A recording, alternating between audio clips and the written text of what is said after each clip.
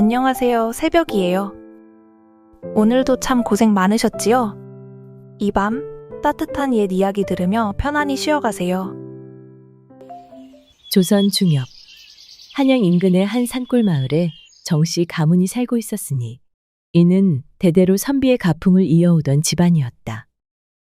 그 집안의 맏며느리로 들어온 이는 해금이라 불리는 처녀로 고운 얼굴에 마음씨 곱고 살림에도 능하여 마을에서도 칭송이 자자하였다. 허나 혼례를 올린 그날 이후로 이상스레 집안엔 좋지 아니한 일만이 줄줄이 일어나기 시작하였다.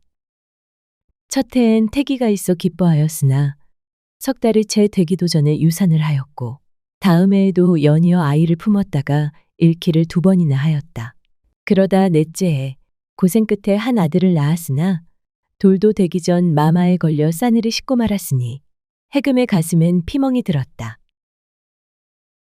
이뿐만이 아니었다.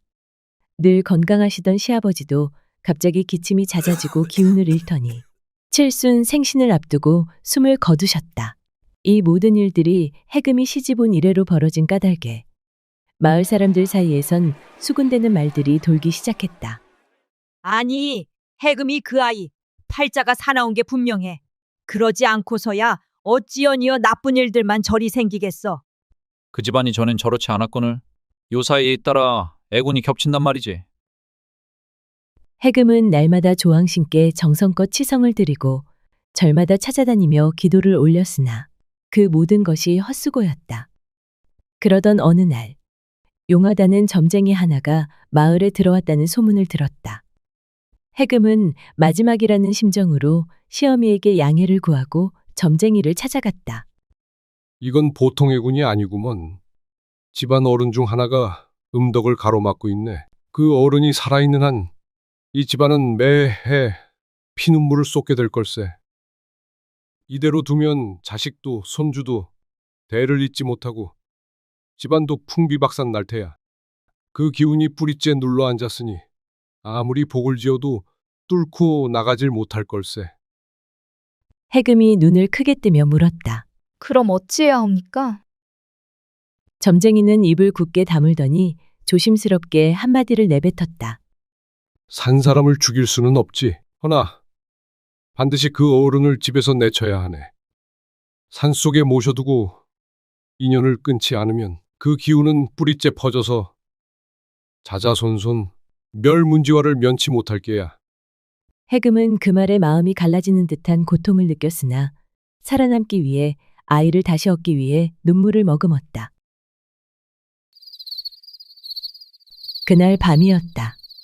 해금은 남편의 눈치를 살피며 조심스레 입을 열었다. 서방님, 오늘 용하다는 점쟁이에게 다녀왔사옵니다. 남편이 술잔을 내려놓고 고개를 들었다. 뭐라 하더이까? 놀라지 마시옵소서. 어머님을 내쫓으라 하시더이다. 남편은 눈이 휘둥그레지며 자리를 박차고 일어섰다. 이 무슨 망발이오? 정말 그런 흉흉한 말을 믿겠다는 것이오? 당신 설마 그 말 따위 믿고 어머님을 정령 내치려는 것이오? 해금은 눈을 감은 채 고개를 푹 숙였다. 소첩 또한 말도 안 되는 일인 줄 100번 1000번을 압니다. 허나 더는 아이를 잃을 수도 없고 만약 아이를 더 잃다간 제가 더는 살 수가 없습니다. 당신에게 못할 말인 거 알지만 제게도 마지막 남은 길이니 서방님 제발 제 목숨을 잃기 전에 부디 한 번만 헤아려 주시옵소서.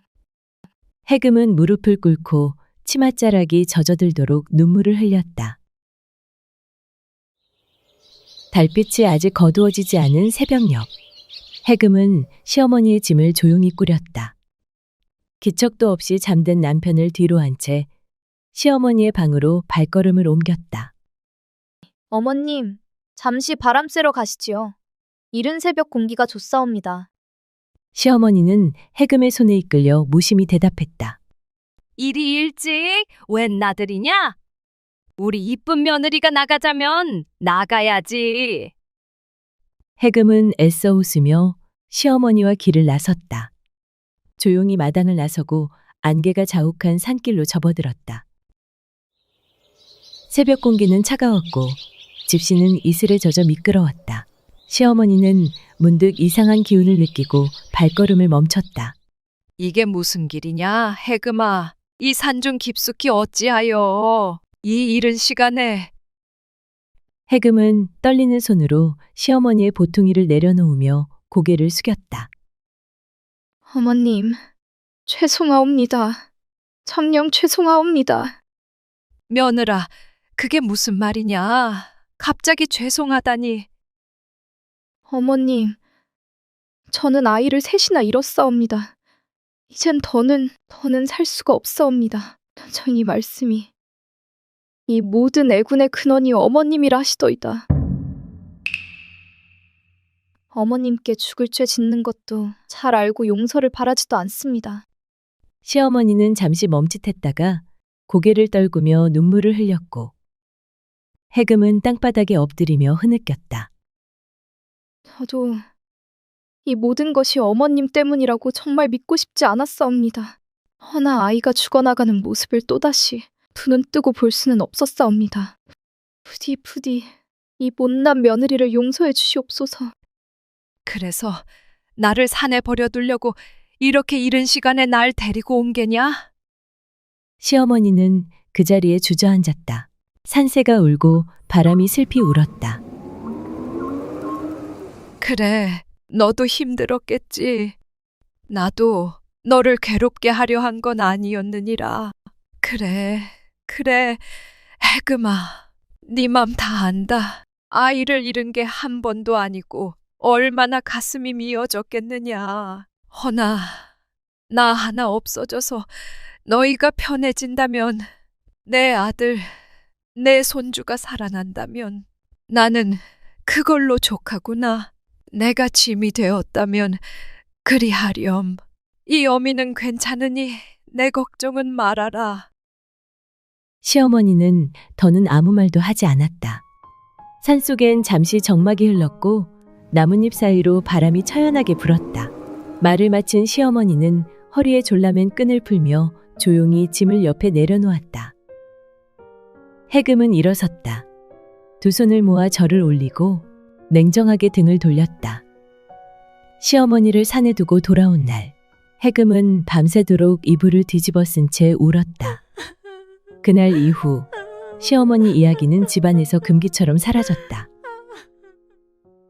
산속 깊은 곳, 사람이 다니지 않는 외진 길을 따라 올라가면 나무에 가려진 낡은 초가 한 채가 있었다. 그곳이 바로 시어머니, 정씨 부인이 홀로 삶을 이어가는 곳이었다. 초가는 비바람에 지붕이 너덜너덜했고 굴뚝에서는 연기 한 줄 새어나오지 않았다. 방 안에는 헝겊 옷 한 벌, 집 밖엔 곡기라 부를 수 없는 마른 나물이 널려 있었다. 그런 곳에 달이 중천을 지난 깊은 밤마다 누군가 조심스레 문을 두드렸다. 어머님, 저입니다. 그는 다름 아닌 아들, 해금의 남편이었다. 어서 오너라. 이 추운데 또 여길 온다고 수고했다. 시어머니는 다른 목소리로 아들을 맞이하며 손에 쥐어준 보퉁이를 받아들었다. 그 안엔 몰래 챙긴 쌀이며 장작이며 몇 벌의 옷가지가 담겨 있었다.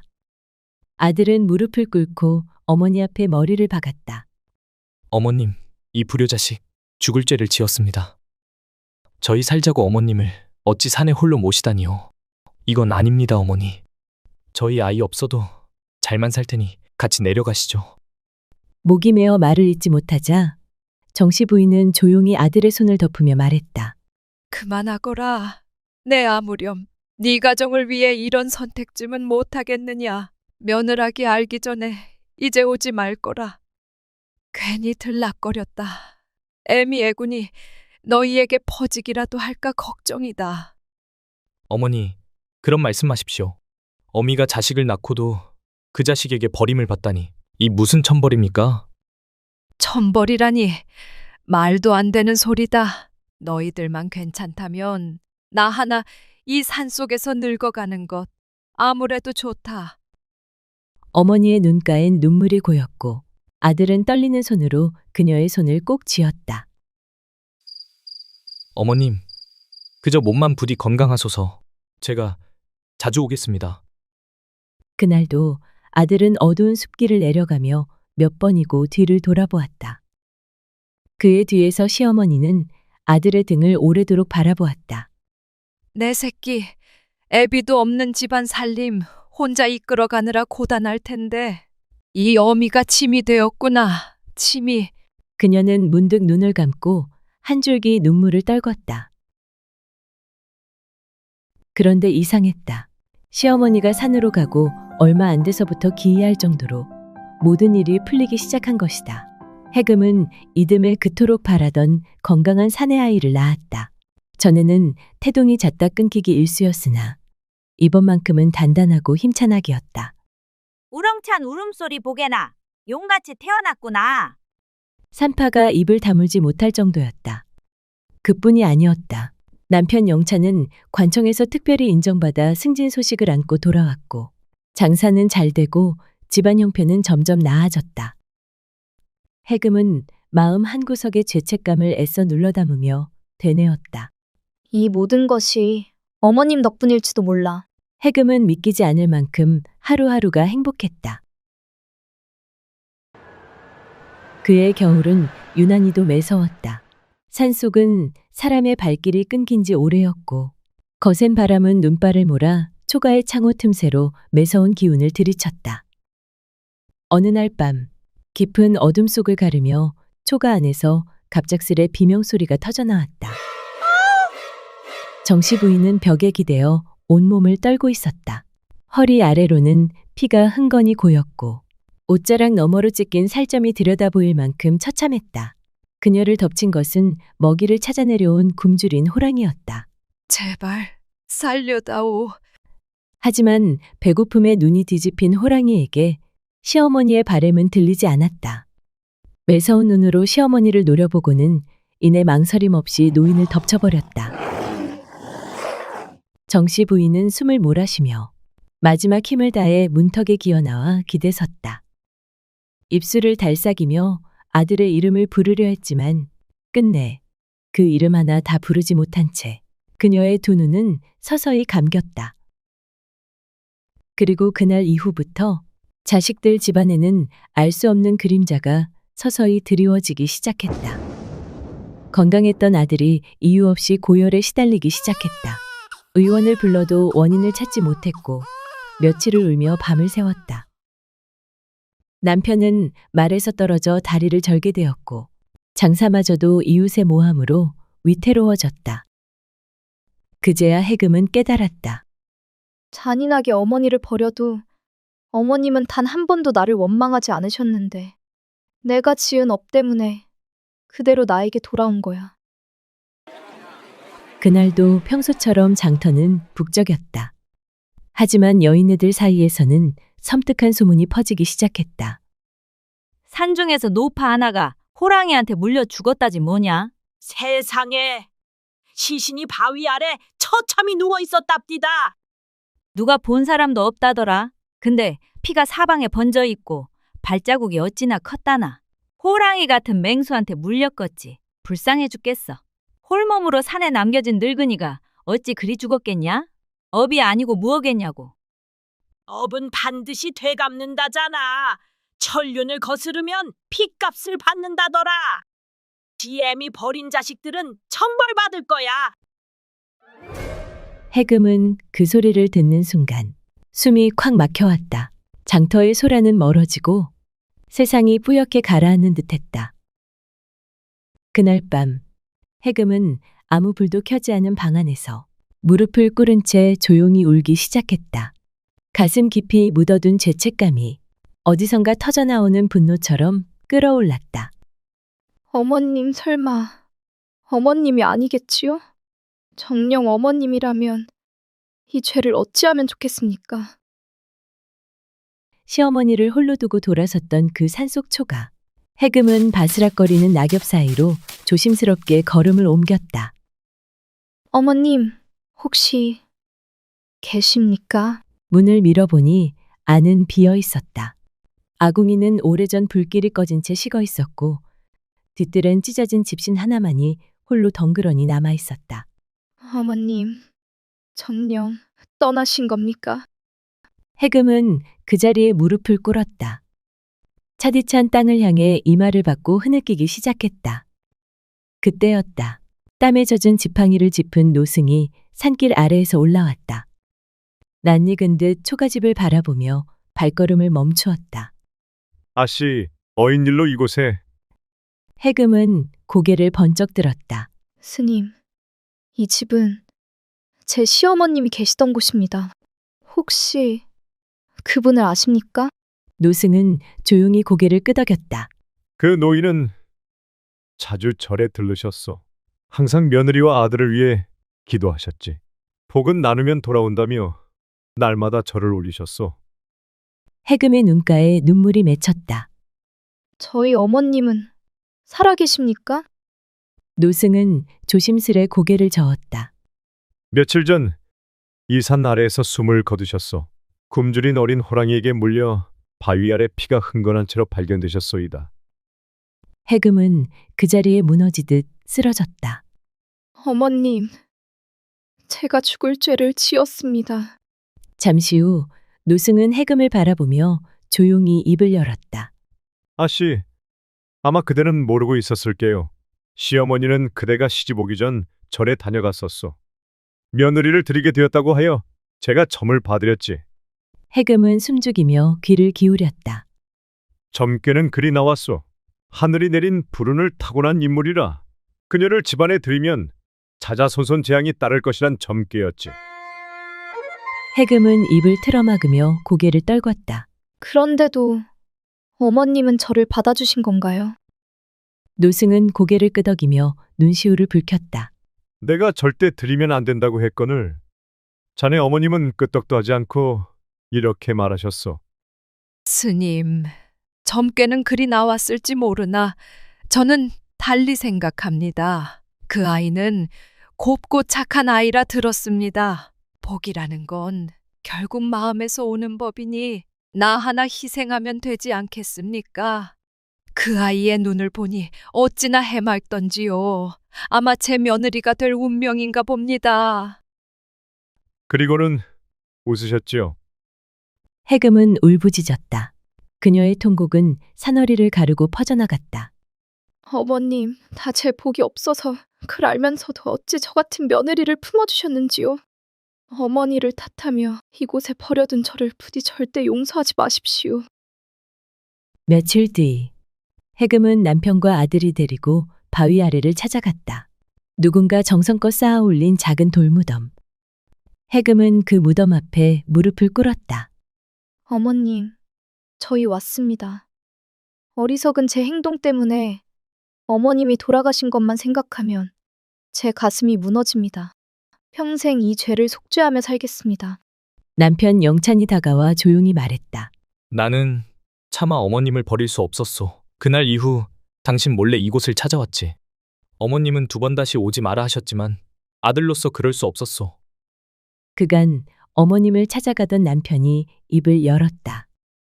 그런 남편을 애잔한 눈빛으로 바라보며 해금이 말했다. 여보, 저는 알고 있었습니다.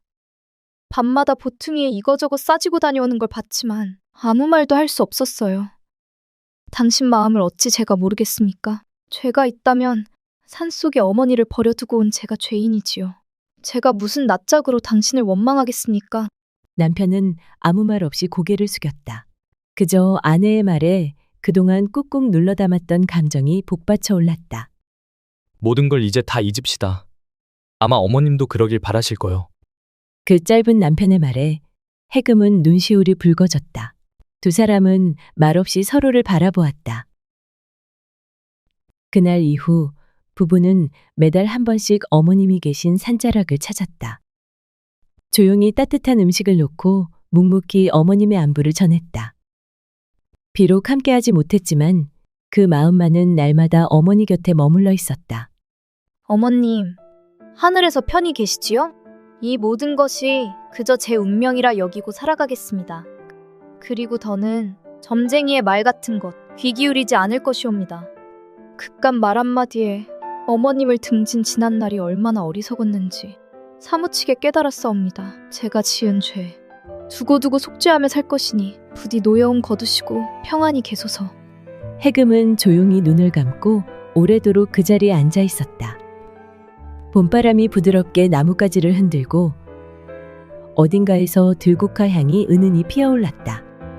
그 순간 해금은 어머님의 숨결이 바람결에 섞여 내려오는 듯한 착각에 눈시울을 붉혔다.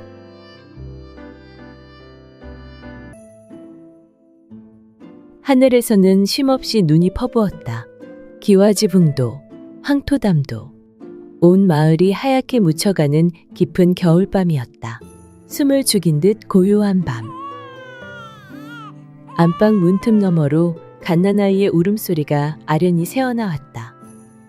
등잔불 아래 하인 하나가 무릎을 꿇고 고개를 깊숙이 숙이고 있었다. 그의 앞에는 이 집안의 주인 이만수가 매서운 눈으로 하인을 내려다보고 있었다.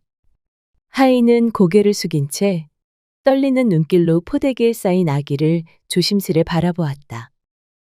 포대기 틈 사이로 삐죽 드러난 작은 아기의 손. 그 손은 둘로 붙어버린 흉측한 집게발 모양을 하고 있었다. 하인은 숨도 삼키지 못하고 몸을 떨었다. 이 집안은 대대로 이어져 온 이름난 양반가였다.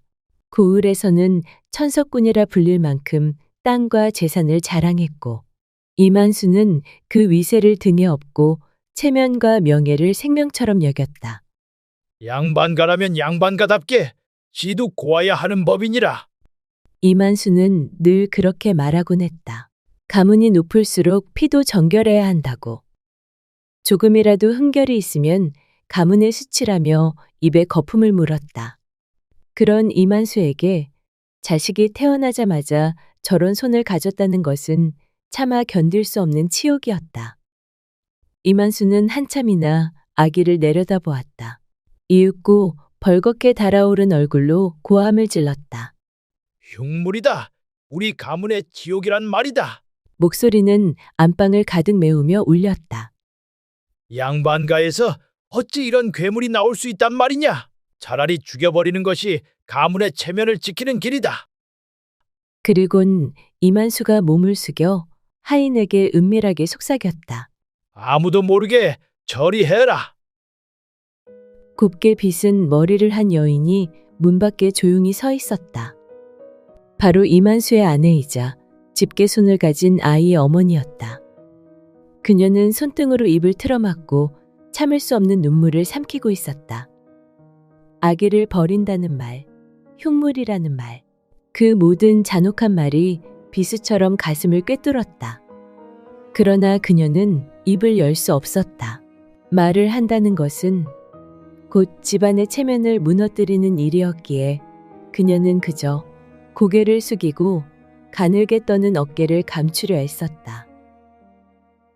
하인은 따뜻한 아기의 온기가 느껴지자 가슴 한켠이 저릿하게 아려왔다. 아무리 명령이라지만 갓난아이를 버린다는 것에 괴로움을 느꼈다.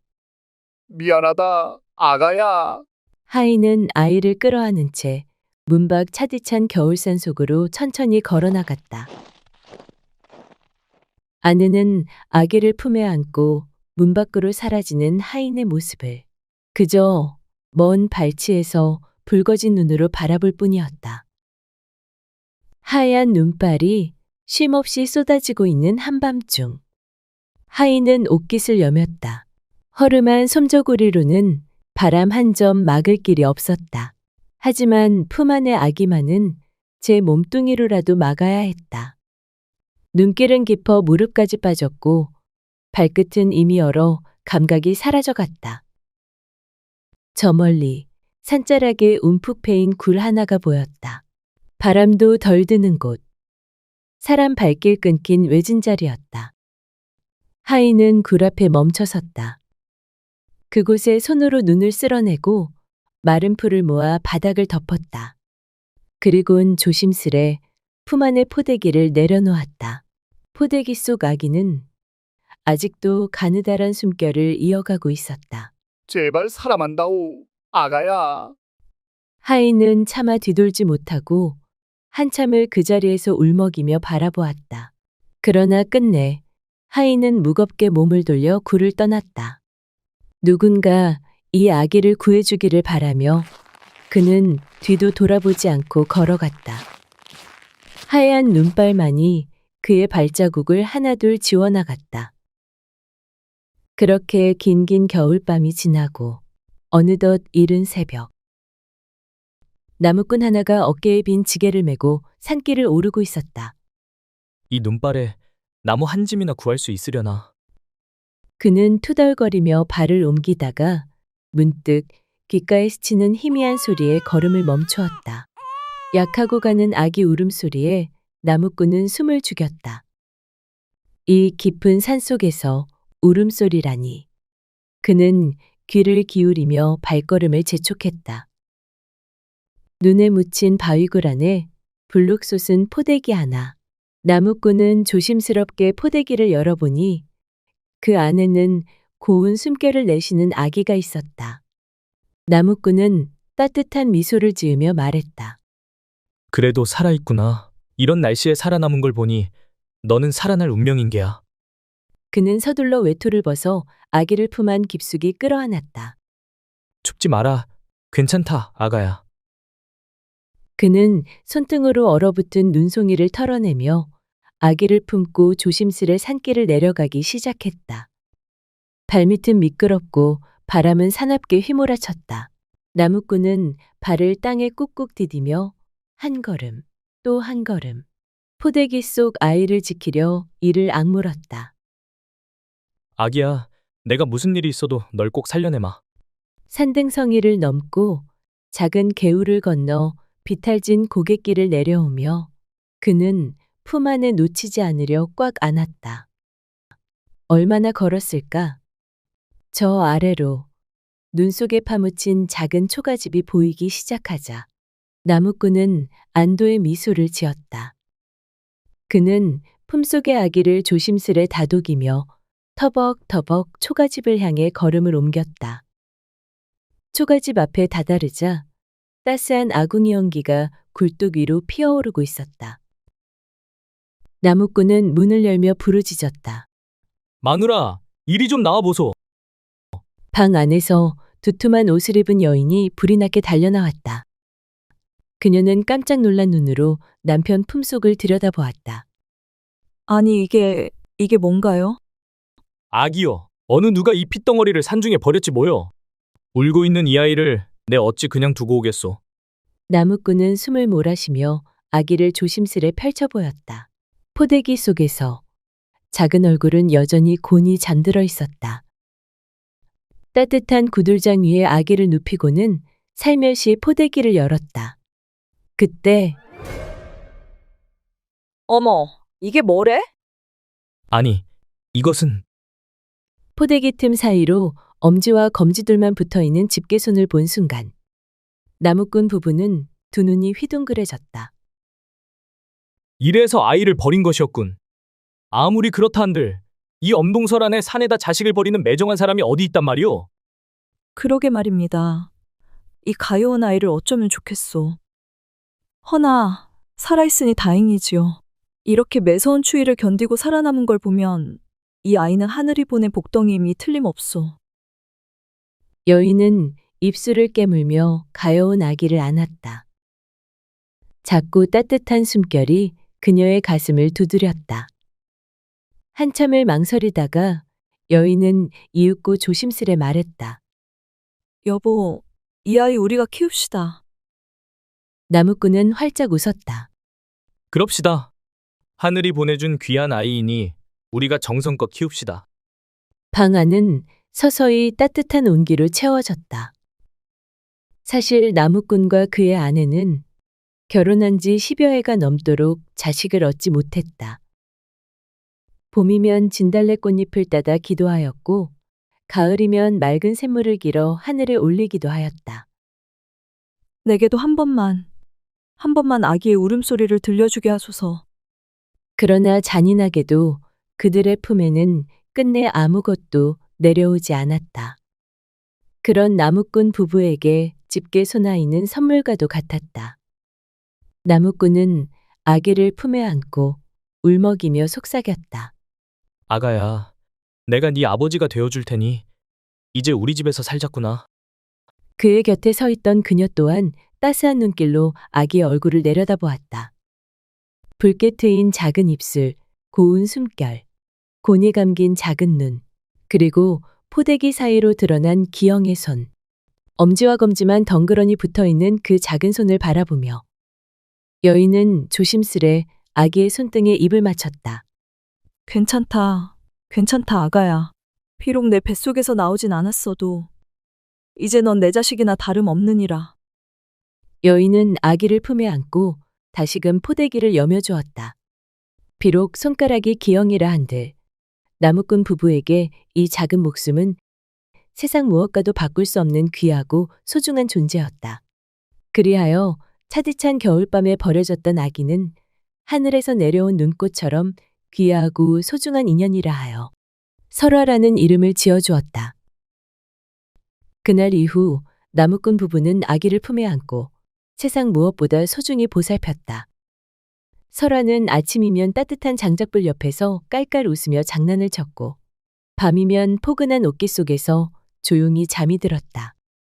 눈이 내리는 날이면 여인은 설화를 등에 업고 산자락을 거닐었고 나무꾼은 아기의 작은 손을 감싸지고 따스한 미소를 지었다. 그들은 설화를 핏줄보다 더 깊이 사랑했고 설화가 손가락이 둘 뿐이라는 것쯤은 그들에게 아무런 문제가 되지 않았다. 어느 봄날 설화는 마당에 빨래를 널고 있었다. 그때 살며시 열린 안방문 너머로 나무꾼 부부의 조심스러운 목소리가 새어나왔다. 당신 기억나요? 산중 굴 속에서 이 아이를 처음 안았던 날? 전 당신이 설화를 안고 집으로 온 날을 잊지 못해요. 배 아파 낳진 않았어도 이 아이는 내 목숨보다 소중한 내 새끼옵니다. 벌써 설화를 데려온 지도 10여 해가 지났구려. 남의 핏줄이라지만 어찌 이리 곱고 귀여운지 이젠 누가 봐도 우리 딸이 아니겠소. 하늘이 제게 안겨준 복덩이지요. 부부의 이야기를 들은 설화는 손에 들고 있던 빨랫감을 놓치고 그 자리에 주저앉고 말았다. 떨어진 빨랫감도 젖은 손바닥도 잊은 채 그저 숨을 죽인 채 귀를 기울였다. 설화는 그제야 알았다. 자신이 이 집안에서 태어난 아이가 아니라는 것을. 설화는 조용히 빨랫감을 가슴에 꼭 끌어안으며 속으로 단단히 다짐했다. 말도 안 돼. 핏줄도 아닌 나를 이리 귀하게 키워주셨다니. 꼭 이 은혜 잊지 않아야 해. 설화는 그날 이후 더없이 공손히 부모를 섬겼다. 하루하루 감사한 마음을 품고 지내는 사이 설화는 눈에 띄게 자라났다. 어릴 적부터 총기가 남달랐던 설화는 그를 또래보다 일찍 깨우쳤고 장터에 나가면 숫자도 척척 헤아렸다. 나무꾼은 물건을 팔러 갈 때마다 설화를 꼭 데리고 다녔다. 비록 손가락이 둘 뿐인 작은 손이지만 설화는 물건을 야무지게 정리하고 손님들과 값을 흥정하는 데 서툴지 않았다. 그런 설화를 보곤 장터 사람들은 감탄을 금치 못했다. 참으로 영특한 아이다. 손은 저래도 보통 아이가 아니야. 손만 아니면 여기저기서 데려가겠다고 난리였을 게야. 하지만 세상의 시선은 냉혹했다. 설화의 집게손을 본 사람들은 놀라 뒷걸음질을 쳤고 괴물이다. 귀신이다. 입에 담지 못할 말들을 서슴없이 쏟아냈다. 설화는 아무렇지 않은 듯 웃었지만 돌아서서는 가만히 손등으로 눈물을 훔치곤 했다. 그런 설화를 언제나 장터 어귀에서 조심스레 바라보는 한 거지 소년이 있었다. 남루한 옷차림의 맨발이었지만 그 아이만큼은 설화를 괴물이라 부르지 않았다. 오히려 장터를 지나다니는 무례한 이들을 가만히 밀쳐내며 설화를 지켜주는 듯 물끄러미 따라다녔다. 비가 오는 날이면 장터의 처마 밑으로 그녀를 이끌고 자신의 누더기 겉자락을 들고는 설화의 어깨를 덮어주려 했었다. 설화가 땅에 떨어진 광주리를 주우려 몸을 숙이면 어느새 그가 먼저 주워 건넸고 장터가 한산해질 즈음이면 소녀는 아무 말 없이 다가와 나뭇가지에 조그마한 꽃다발을 걸어두거나 예쁜 조약돌 하나를 살며시 놓고 사라지곤 했다. 그는 항상 말없이 설아 곁을 지켰다. 따뜻하고 한결같은 거지의 심성을 알아본 설아는 어느새 그에게 마음을 열기 시작했다. 어느덧 세월이 흘러 설아는 곱디고운 처녀가 되었다. 설아는 나무꾼 부부에게 말했다. 아바님, 어마님, 저 장터거지와 혼인을 하고 싶습니다. 초가집 안은 발칵 뒤집혔다. 뭐라? 아무리 우리 집안이 보잘것없다 해도 어찌 거지와 혼인을 하겠다는 게냐? 너는 손이 그렇다 한들 마음만은 귀한 아이인데 거지랑 혼인을 하겠다니 그건 절대 안 된다. 하지만 설아는 고개를 숙인 채로도 뜻을 굽히지 않았다. 저를 괴물이라 부르지 않았던 사람은 세상에 그 사람 하나뿐이었고 언제나 제 곁에서 저를 지켜준 분입니다. 설화야, 아무리 그래도 어찌 거지하고 혼인을 하겠단 말이냐? 어머니, 저 누구보다 더 잘 살 테니 걱정 마시고 지켜봐 주세요. 결국 나무꾼 부부는 설아의 고집을 꺾지 못했다. 그리하여 두 사람은 초가집 마당에서 소박한 혼례를 올렸다. 혼인 후 설아는 남편을 정성껏 돌보았다. 매일 새 옷을 손질해 입히고 밤이면 작은 호롱불 아래 그를 가르쳤다. 설아의 정성은 차츰 사내를 바꾸어 놓았다. 헝클어진 머리는 단정히 빗어졌고 누더기 같던 옷자락은 고운 손길로 깊고 다듬어졌다. 거짓골이던 사내는 이제 멀끔한 선비처럼 단아한 모습으로 변해 있었다. 남편은 낮에는 장인어른과 함께 드리를 거들고 밤이면 조용히 붓을 들어 글을 익혔다. 남편이 주경 야독으로 과거 시험을 준비하는 동안 설아도 가만히 있지 않았다. 어릴 적부터 야무진 손재주를 지녔던 설아는 밤마다 바느질을 하고 옷감을 다듬었다. 비록 불편한 손이었으나 그 두 손가락으로 빚어낸 바느질 솜씨는 보통 사람 못지않게, 아니 그보다 더 정성스럽고 섬세하였다. 장터에 나가 고운 저고리며 치마를 내다 팔았는데 정성 들인 바느질 솜씨의 사람들은 너도 나도 설아의 물건을 찾았다. 이런 고운 바느질은 처음이요. 값이 좀 비싸도 이 처자 손에서 나온 거라면 안심이 되지. 입소문이 퍼지자 설아가 만든 옷가지들은 먼 고을까지 이름을 알리게 되었다. 조촐했던 장사는 차츰 번창했고 한 해가 지나자 설아는 적지 않은 돈을 손에 줄 수 있게 되었다. 결국 오랜 노력 끝에 거지였던 사내는 과거 시험에 급제하였고 장터 사람들은 저마다 입을 모아 혀를 내둘렀다. 참말로, 아니 그 거지 총각이 과거에 급제할 줄 누가 알았겠소? 그러니까 말이야. 설아가 아니었으면 어림도 없었을 게야. 그 처자가 사람 하나를 사람답게 만든 거지. 세상 일은 참 모를 일이라니까. 손가락에 둘 뿐인 아이가 이리 복을 불러올 줄이야. 설아는 가만히 하늘을 올려다보며 다짐했다. 이제야 비로소 은혜를 갚을 때가 되었어. 그리하여 설아는 남편과 함께 넓은 기와집터를 마련했다. 푸른 담장이 둘러진 기와집. 봄이면 레화꽃이 흐드러지고 가을이면 국화향이 가득 번지는 집이었다. 설아는 부모님을 새 집으로 모시며 무릎을 꿇고 절했다. 아바님, 어마님, 사실 저도 알고 있습니다. 저를 주워다 키워주신 것도, 이렇게 손이 온전치 못한 저를 귀히 길러주신 것도요. 이 미천한 몸인 제가 여기까지 올 수 있었던 것은 모두 두 분의 사랑 덕분이옵니다. 그 큰 은혜, 평생 다 갚을 수는 없겠지만 남은 삶을 다해 보답하며 살겠습니다. 제게 부모가 되어주신 거 진심으로 감사드립니다. 이제는 모든 걱정 내려놓으시고 이 집에서 편안히 지내주시옵소서.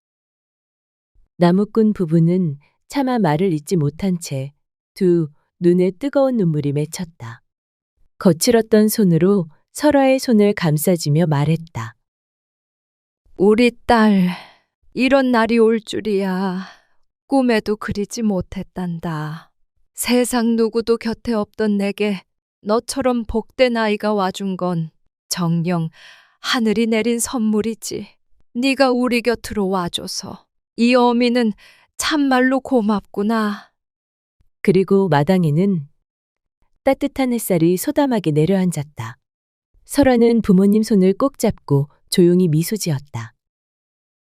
한편 설아가 새 삶을 열어가는 동안 잔인하게 설아를 버린 아비 이만수의 집안에는 깊은 어둠이 드리워지고 있었다.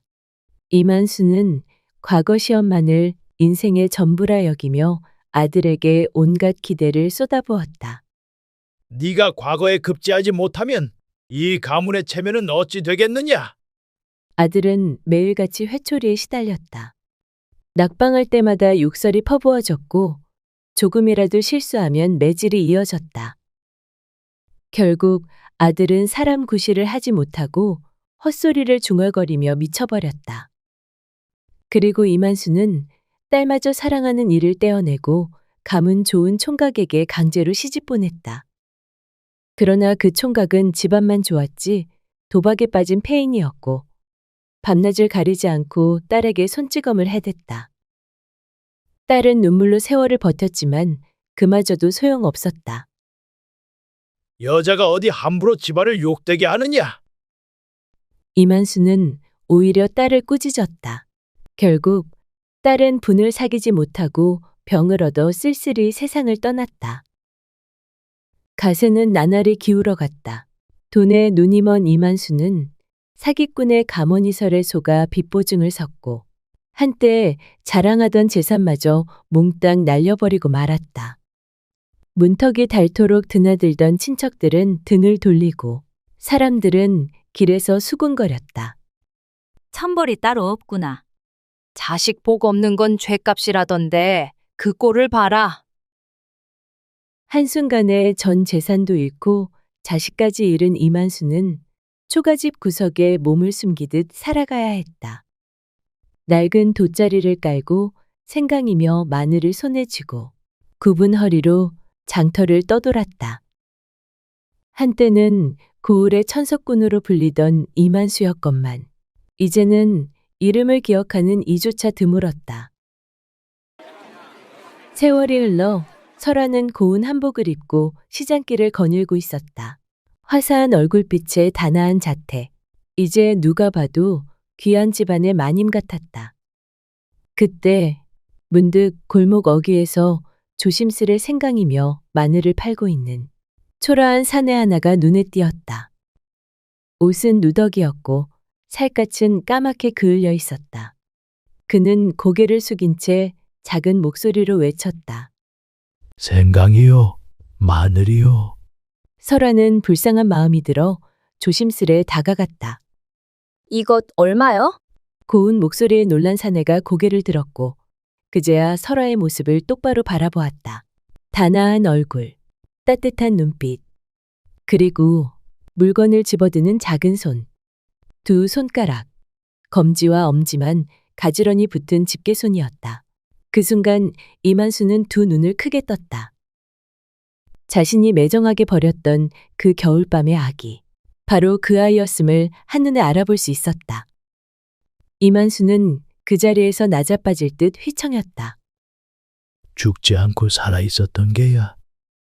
떨리는 목소리를 내뱉었지만 설아는 놀라는 이만수를 보고 어리둥절해하며 물었다. 왜 그러시오? 무엇이 그리 놀랍소? 이만수는 입을 달싹였지만 끝내 아무 말도 하지 못했다. 아니, 차마 할 수 없었다. 그는 과거에 저지른 죄를 이제 와서 어찌 입에 올릴 수 있으랴. 이만수는 그저 고개를 떨군 채 손등으로 눈가를 훔쳤다. 설아는 모른 채 따스히 미소 지으며 말했다. 내가 오늘 이 물건 다 사겠소? 그리고 손에 쥔 은전 몇 냥에 웃돈까지 얹어 건네주었다. 설아는 생강과 마늘을 품에 안고 천천히 걸어갔다. 한 걸음, 두 걸음, 이만수는 주저앉아 그 뒷모습을 가만히 바라보았다. 찬바람이 부는 시장통 한복판에서 그는 아무 말 없이 조용히 눈물을 흘렸다. 그리고 설아는 하늘 아래 가장 빛나는 미소로 자신의 길을 걸어갔다. 남들과는 다른 손을 가졌을지언정 그녀의 삶은 그 누구보다 따뜻했고 찬란했다. 세상이 외면한 상처였지만 설아는 그 상처 위에 꽃을 피우며 밝고도 단단한 삶을 안고 나아갔다.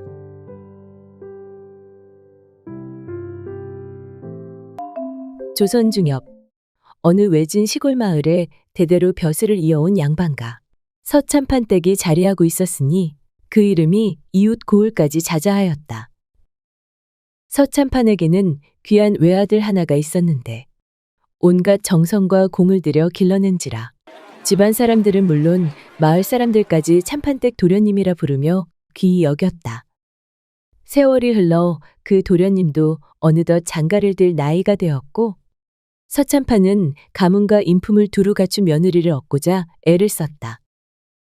그렇게 하여 맞아들인 며느리 단심은 살림 솜씨 하나하나가 반듯했고 시부모 섬김 또한 지극하여 그 누구도 흠을 잡을 데가 없었다. 이 아이야말로 우리 집 귀신이 되어줄 아이로다. 서참판 부부는 속으로 늘 그러한 복을 되뇌었다. 허나 복이란 것이 길게 머물지 못했던가. 단심이 시집 온 지 3년쯤 되었을 무렵이었다. 어느 날 며느리가 예전부터 곱다하며 좋아하던 복숭아꽃이 만개했다는 소문을 듣고 산 너머 복숭아밭까지 다녀오겠노라 하여 아들과 함께 길을 나섰다. 허나 돌아오는 길. 아들이 그만 발을 헛디뎌 절벽 아래로 굴러 떨어지고 말았다.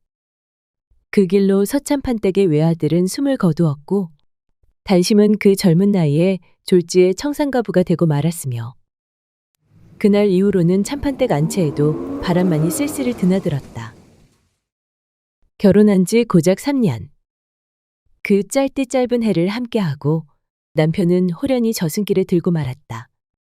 남편이 죽은 이후로 단심은 문 밖에 바람발 내딛지 않고 수절하며 지내고 있었다. 아침이면 장독대를 닫고 해가 기울면 부엌을 쓸며 눈물마저 마른 얼굴로 시부모를 모셨으나 그 모습을 지켜보는 시어머니는 날이 갈수록 마음이 아려왔다. 이 험한 세상에 남편도 없이 살아가야 한다니 이 무슨 운명입니까? 하늘도 무심하시지. 그 아이가 무슨 죄가 있어 이리도 가혹한 팔자를 타고 났는지 차라리 내 딸이라면 아무데나 시집이라도 다시 보내련만. 양반 가문이란 이름 아래 과부는 수절이 곧 명예라니 이 어찌 잔인한 도리입니까? 그러자 서참판도 고개를 숙이며 한숨을 내쉬었다. 그러게 말이오. 죽은 내 아들도 불쌍하지만 저 아이도 내 딸인 양 가슴이 미어집디다. 하늘도 참 무심하시지. 둘 다 속으로는 며느리를 풀어주고 싶었다.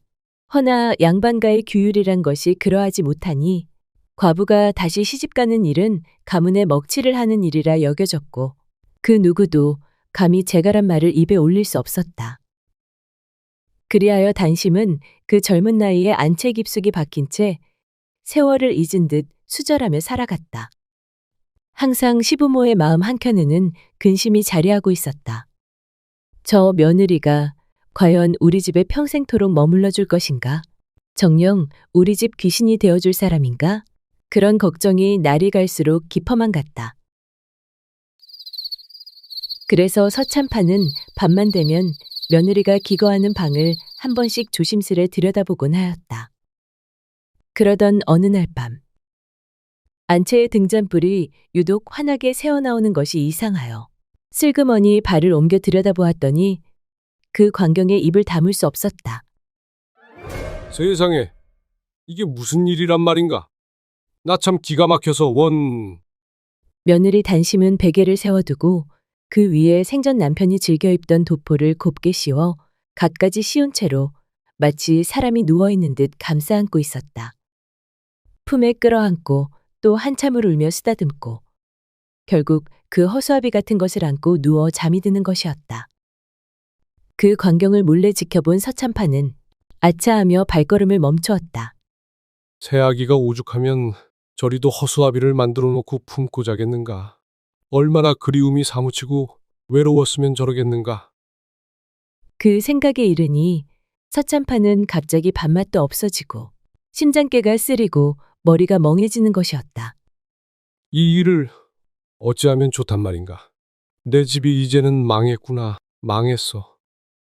밤새 뒤척이며 누구에게도 이 말을 털어놓지 못하고 끙끙 앓고 있는데 그 모습을 지켜보던 부인이 문득 다가와 이상한 눈빛으로 물었다. 여보, 하룻밤 사이에 어인 낯빛이십니까? 대체 무슨 일이 있길래 근심이 그리 크시옵니까? 이제 우리 집은 다 망하였소이다. 내가 어쩌녁 안채를 살며시 들여다보았거늘 새아기가 그만 베개를 세워놓고는 거기에다 죽은 지아비의 옷을 곱게 입히고 갖가지 씌워서는 그 허수아비를 끌어안고 몸부림을 치고 있지 않겠소. 서참판은 나를 잊지 못하고 깊은 한숨을 내쉬었다. 그토록 마음이 사무쳐 저런 짓을 할 만큼이면 이제는 우리 집 귀신이 되기 어려울 것이 왜다. 과부의 정절은 가문의 이름인데 어찌하여 이런 일이 우리 집에 닥쳤는지. 내가 차라리 죽는 것이 낫겠소. 내 그 아이 마음처럼 지금은 그냥 이 목숨을 놓고만 싶소이다. 그러자 부인이 황급히 나직한 목소리로 타일렀다. 세상에, 그렇다 하여 어찌 당신의 목숨까지 끊으려 하십니까? 부인은 한숨이 절로 나왔다. 그로부터 몇 해가 흘렀다. 세월이 아무리 흘러도 단심은 여전히 안채에 머물며 새벽이면 일어나 마당을 쓸고 해지면 시부모 상을 차리는 일을 하루도 거른 적이 없었다. 허나 어느 날부터인가 이상한 낌새가 느껴졌다. 단심이 장에 다녀오는 날이면 꼭 돌아오는 시간이 늦어지는 것이었다. 며느라기가 요즘 장만 갔다 오면 꼭 한참을 늦더이다. 시어머니가 조심스레 말을 꺼내자 서참판도 눈썹을 찌푸렸다. 그래, 그게 벌써 며칠째요?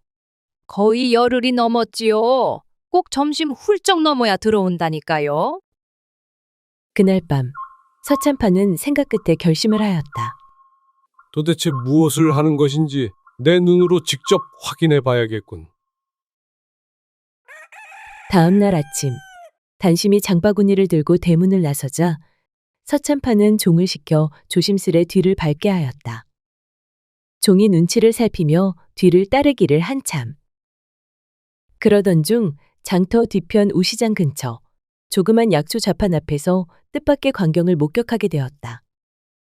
단심이 한 젊은 총각 앞에 앉아 웃고 있는 것이 아닌가. 그 총각은 산에서 약초를 캐다 팔러 나오는 이로 촌스럽지만 말씨가 부드럽고 얼굴도 반듯하였다. 단심은 좌판 옆자리에 조심스레 앉아 총각이 손수 내어준 쑥차를 마시며 한참을 이야기를 나누었다. 내 이럴 줄 알았다. 며느라기한테 남자가 생긴 게 확실하구먼. 그 모습은 아무리 눈을 씻고 보아도 과부와 약장수가 아니라 정분난 남녀처럼 보였다. 서로를 바라보는 눈빛이 보통 사이가 아님을 짐작할 수 있었다. 단심의 눈엔 애틋함이 가득했고 약초를 파는 총각의 눈엔 놓치면 다시는 못 만날 사람을 대하듯 간절함이 서려 있었다. 그토록 얌전하고 순하디순했던 며느리가 이런 인연을 품고 있었다니. 서참판은 그 자리에서 하마터면 소리라도 지를 뻔하였으나 간신히 화를 눌러 참고는 종을 불러 조용히 되돌아왔다. 그날 밤 부인과 마주 앉아 곤혹스러운 얼굴로 말을 꺼냈다. 큰일이요. 이제 우리 집은 진짜로 무너질 판이요. 왜 그러시옵니까? 무슨 일이 있었소? 서참판은 오늘 본 일을 조심스레 이야기하였다. 며느라기가 장에 가서 약초 파는 총각과 정분이 난 모양이요. 단지 하는 말이 아니라 눈빛이며 손짓이며 그게 그냥 대수롭지 않게 넘길 일이 아니도이다. 부인의 얼굴에도 그제야 근심이 번졌다. 그래서 며느리가 장에만 갔다 하면 늘 늦더라니. 남정네가 있었던 것이로군요. 허면 이제는 더는 숨길 수도 없겠네요. 이 일을 어찌하면 좋소, 여보. 소문이라도 퍼지면 우리 가문 채통이 말이 아닐 텐데 양반 댁 과부가 장터 총각과 정분이 났다 하면 그야말로 온 고을 사람들의 입방아에 오르내릴 것입니다. 서참판은 방안을 몇 바퀴 돌며 곰곰이 생각하였다. 이대로 두다가는 며느라기가 총각과 도망이라도 가버릴 것이고 우린 사람들 앞에서 머리를 들고 살 수 없을 것이요. 이 일을 어찌하면 좋겠소? 무언가 좋은 생각이 떠오른 듯 부인이 입을 열었다. 좋은 방책이 하나 있사온데 한번 해보시는 것이 어떻겠사옵니까? 그 방책이란 것이 대체 무엇이요? 부인이 이윽고 고개를 숙이며 말을 이었다. 이제 그 아이가 우리 집 귀신이 되기는 글렀으니 차라리 총각과 함께 저 먼 골로 도망쳐 살아가도록 해주는 것이 좋겠사옵니다. 그 대신 우린 헛장을 치는 것이지요. 헛장을 말이요? 그렇사옵니다. 헛장을 치고 가짜 시체를 하나 만들어 밤새 배앓이를 하다 숨졌다고 소문을 냅시다. 염도 남손을 빌리지 말고 당신께서 직접 하시지요. 관에 넣어 장례까지 치르면 마을 사람들 그 누가 의심을 하겠습니까? 서참판은 이 말을 듣고는 입을 다문 채 한동안 생각이 잠겼다. 그러더니 이내 무겁게 고개를 끄덕이며 말했다. 그래, 당신 말이 옳소. 그 아이가 이 집에 붙들려 눈물로 늙어가기보단 차라리 정든 사내와 함께 어딘가에서 살아가는 것이 나을지도 모르지. 다만 이 모든 일은 바람 한 점 새지 않게 철저히 조용히 치러야 하오. 그러하옵지요. 그리하여 그날 밤 서참판 댁에는 아무도 모르게 은밀한 계획이 짜이고 있었다. 다음 날 아침 며느리는 어김없이 장에 다녀오겠다며 단정히 머리를 틀어올리고 대문을 나섰다. 서참판은 뒤따라 조용히 발을 옮기며 며느리의 뒤를 쫓았다. 장터 한쪽 약초를 파는 총각이 있던 그 자리에 도착하자 단심은 마치 기다렸다는 듯이 환히 웃으며 달려들더니 총각의 품에 얼굴을 묻고는 작은 소리로 무언가를 속삭였다. 그 모습을 본 서참판은 며느리의 당돌한 행동에 놀라 주위를 살피며 초조하게 발을 굴렀다. 아니, 누가 보기라도 하면 어쩌려고 저런단 말인가? 속으로 곱씹는 사이 이내 결심한 듯 두 걸음 앞으로 다가갔다. 단심아. 아버님, 여기를 어떻게... 소리에 놀란 단심은 화들짝 고개를 들었다. 그 자리에서 그만 낮아빠질 뻔한 것을 가까스로 붙잡고는 얼굴이 하얗게 질려 눈을 동그랗게 떴다. 아버님, 죽을 죄를 지었습니다. 서참판은 조용히 단호한 음성으로 말했다. 며느라, 지금은 말할 때가 아니다. 누가 보기 전에 이 총각과 함께 어서 집으로 들어오너라. 할 말이 많으니라. 총각도 놀란 기색이 역력했지만 서참판의 눈빛이 하도 날카로워 감히 묻지도 따지지도 못하고 단심과 함께 고개를 숙인 채 서참판을 뒤따랐다. 세 사람은 말없이 집으로 돌아왔다. 햇살은 따사롭건만 마루 위 공기는 마치 서리빨처럼 차가웠다. 서참판은 천천히 마루에 앉으며 무거운 한숨을 내쉬고는 단심과 총각을 바라보았다. 두 사람, 언제부터 일이 정을 나누었는지는 묻지 않겠네. 다만 오늘 내가 본 그 광경을 보고도 못 본 채 외면하고 돌아설 수는 없었소. 단심은 고개를 떨군 채 눈물을 훔쳤고 총각은 날없이 두 손을 가지런히 모았다. 우리 집은 대대로 수저를 가풍으로 삼아왔지. 헌데 단심이 너의 속정을 보니 내 이제 너를 붙잡아두는 것이 옳지 않다는 생각이 드는구나.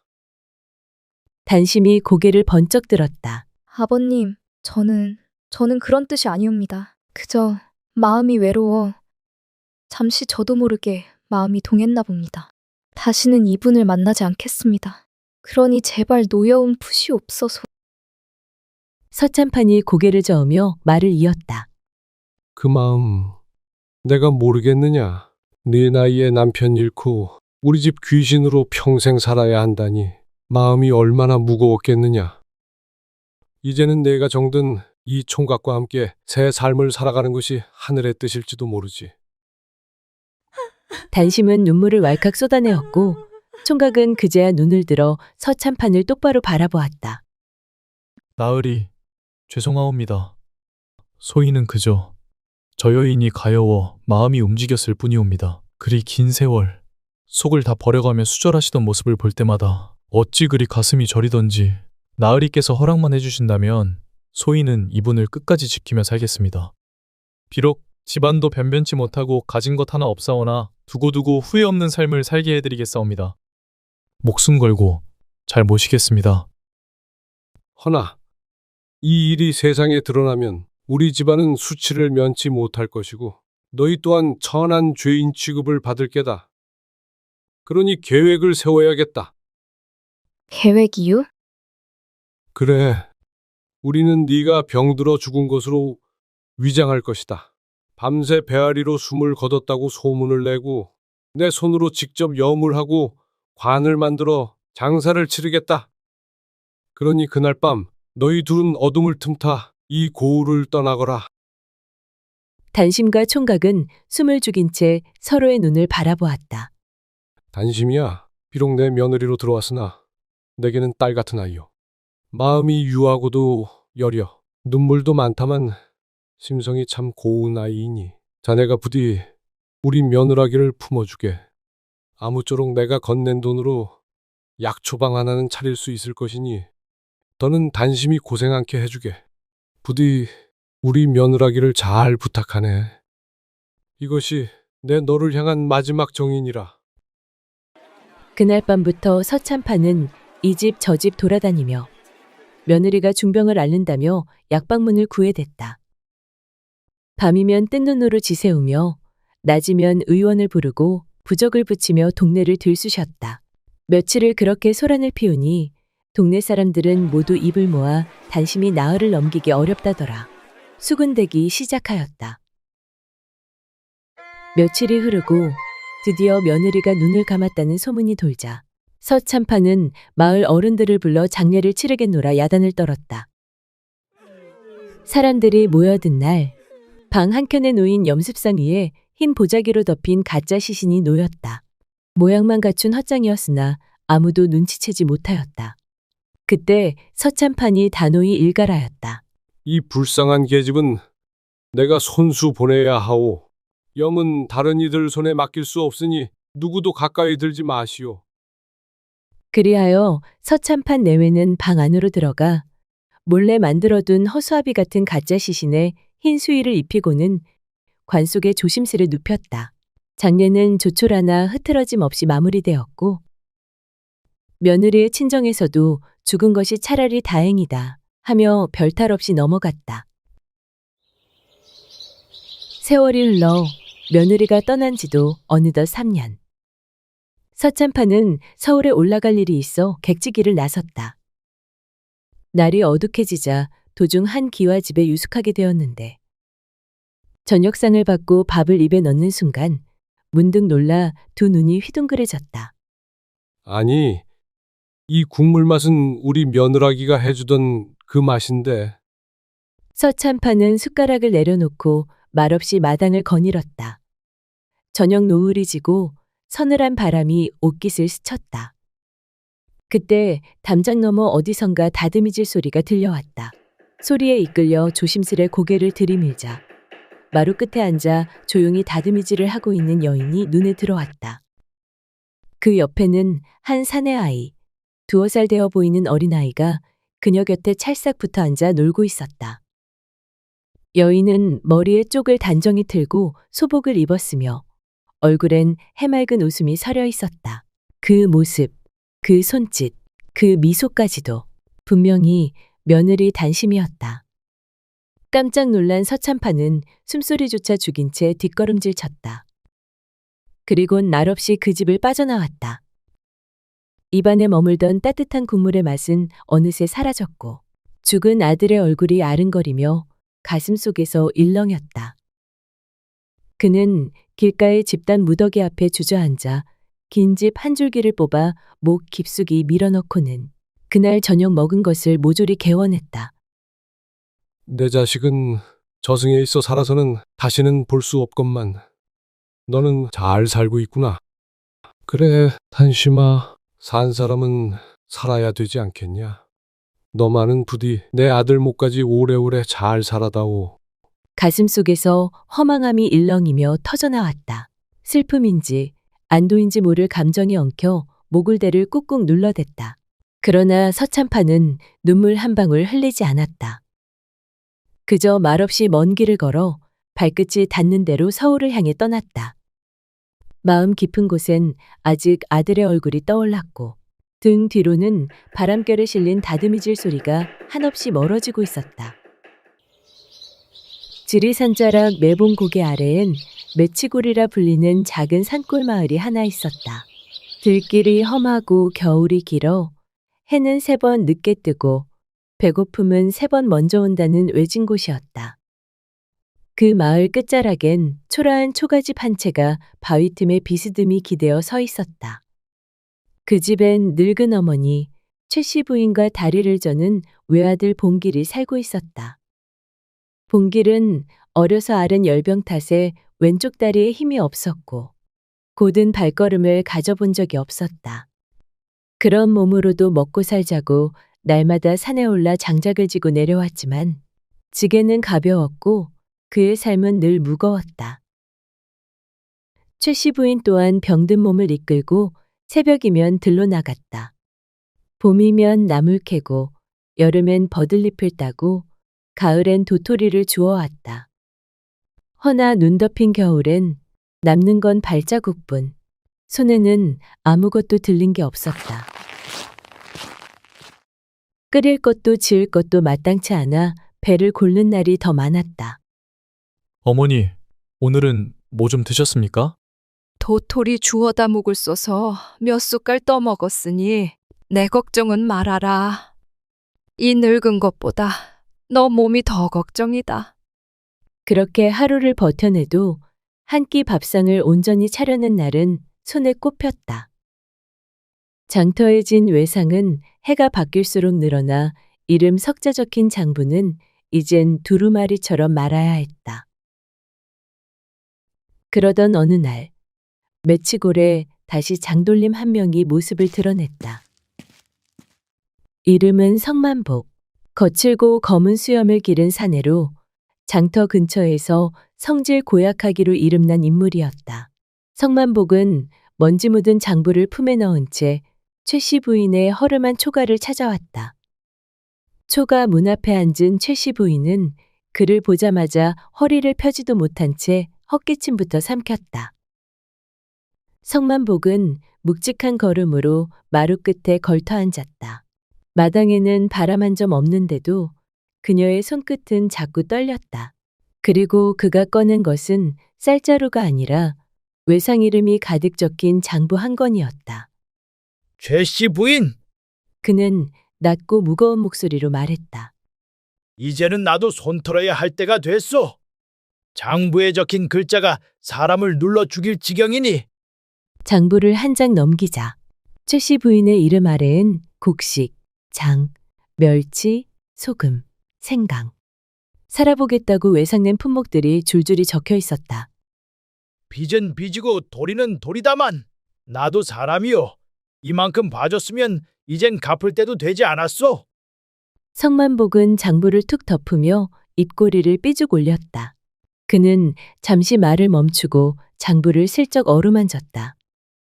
손끝에서 느껴지는 묵은 종이의 질감이 마치 사람 목줄이라도 되는 것 마냥 뻣뻣하고 무거웠다. 성만복은 고개를 숙이며 서 있는 최씨 부인을 올려다보며 말했다. 최씨 집이 외상 갚기 힘든 형편이란 걸 내가 왜 모르겠어? 그래서 말인데 이 많은 외상 없던 셈으로 돌릴 수 있는 방도가 하나 있긴 있소만.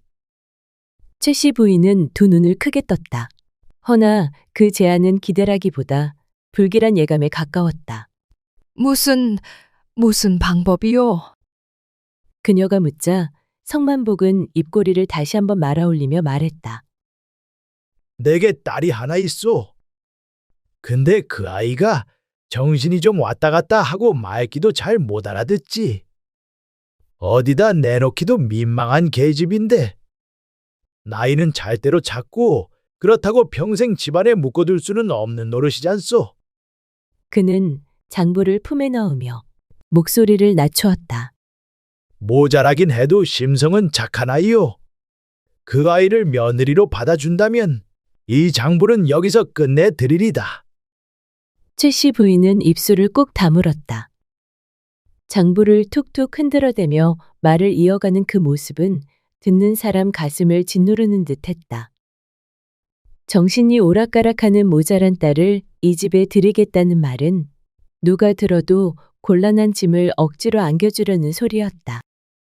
아니, 그래도 어떻게 사람을 빚값 대신 드리란 말이요. 그녀의 말에 성만복은 삐죽 웃으며 대답했다. 사람은 사람이지요. 허나 그게 멀쩡한 계집이었으면 내 어찌 빚이랑 맞바꾸자고 말이나 꺼냈겠소. 계집에 하나요. 그저 주는 겁니다. 만약 정 내키지 않는다면 이 외상장부 관아에 넘기지요. 현감 어르신 손에 가면 당신 아들은 매 맞고 당신은 종살이로 나갈 팔자일 텐데. 길고 무거운 침묵이 이어졌다.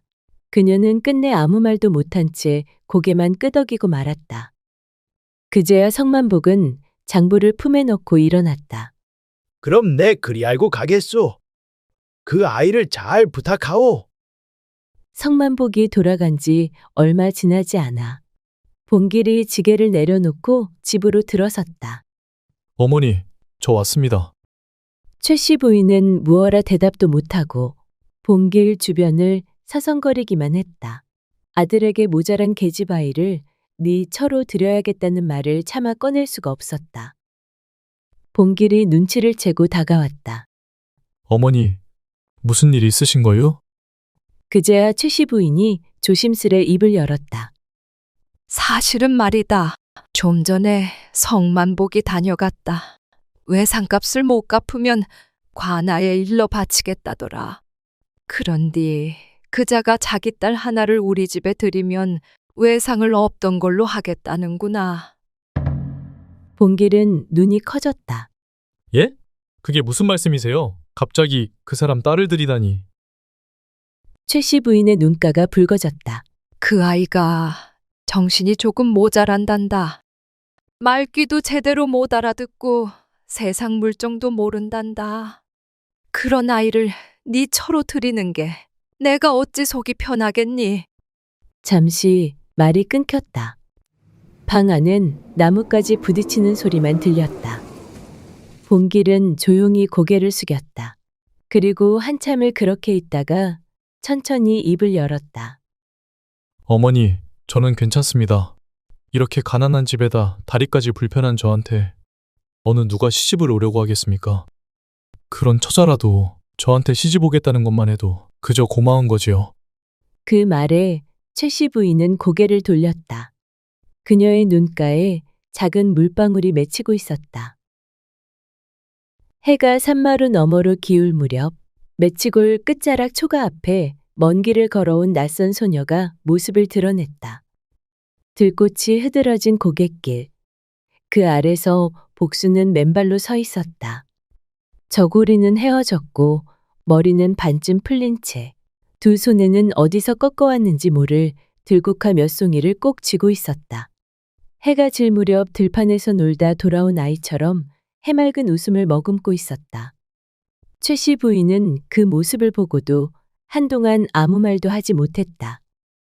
초가집 앞에 선 복수는 최 씨 부인을 보더니 느릿하게 고개를 숙였다. 저 왔어요. 우라부지가 여기로 가래서. 한참을 걸어온 듯 지친 기색이 역력한 아이가 마당 끝에 모습을 드러냈다. 걸음은 느렸고 말투는 어눌했으며 눈빛은 자꾸만 허공을 헤맸다. 누가 봐도 세상살이에 익숙한 아이는 아니었다. 아버지가 가라 해서 여길 왔단 말이냐? 최씨 부인이 조심스레 묻자 복수는 고개를 빳빳이 들었다. 여그가 내 시집이라 해서요. 그녀는 두 손에 들고 온 들꽃을 최씨 부인 앞에 조심스레 내밀었다. 말없이 받아든 최씨 부인은 왜인지 그 들꽃을 놓지 못하고 한참을 바라보았다. 참말로 이상한 계집이었다. 어딘지 모르게 빠져있고 어딘가 모르게 허술하며 누가 봐도 모자라 더 눈에 밟히는 아이였다. 이게 내 며느리란 말이냐? 최씨 부인은 마른 입술을 닫고 속으로 중얼거렸다. 한숨인지 체념인지 모를 긴 숨이 목을 타고 흘러내렸다.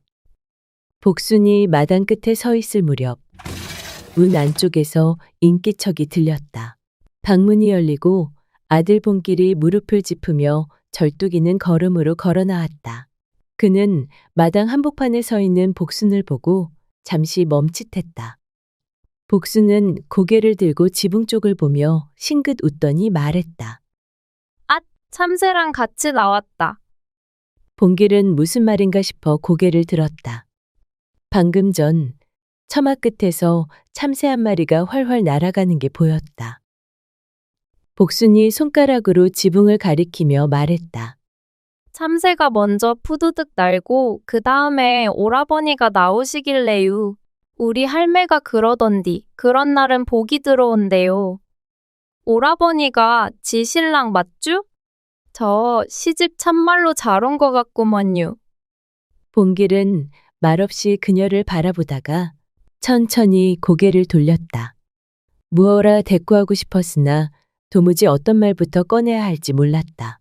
복순이 멋쩍게 웃으며 다가왔다. 저는 복순이에요. 외상값 갚으러 왔어요. 그리고 눈을 동그랗게 뜨고 속삭이듯 덧붙였다. 울 아버지가 그러셨거든요. 우리 집이 외상을 많이 지어서 내가 여기 와야 빚이 사라진다고.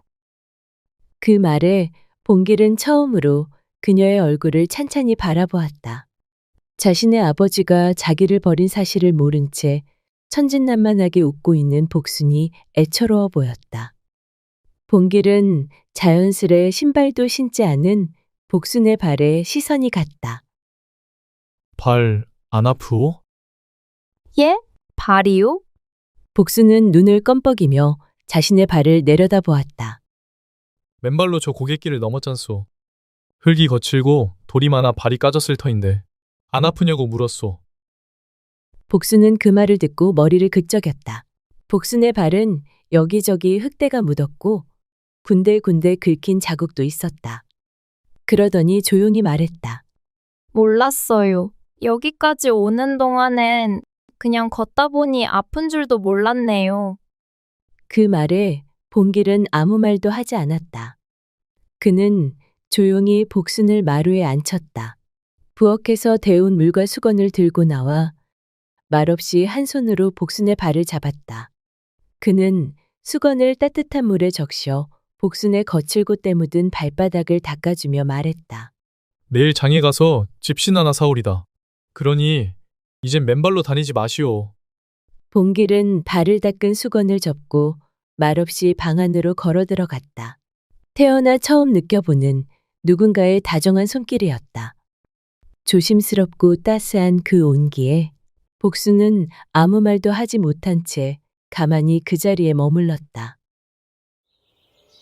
복순이가 시집 온 지 며칠이 지났건만 집안은 고요해지기는커녕 도리어 더 뒤숭숭해졌다.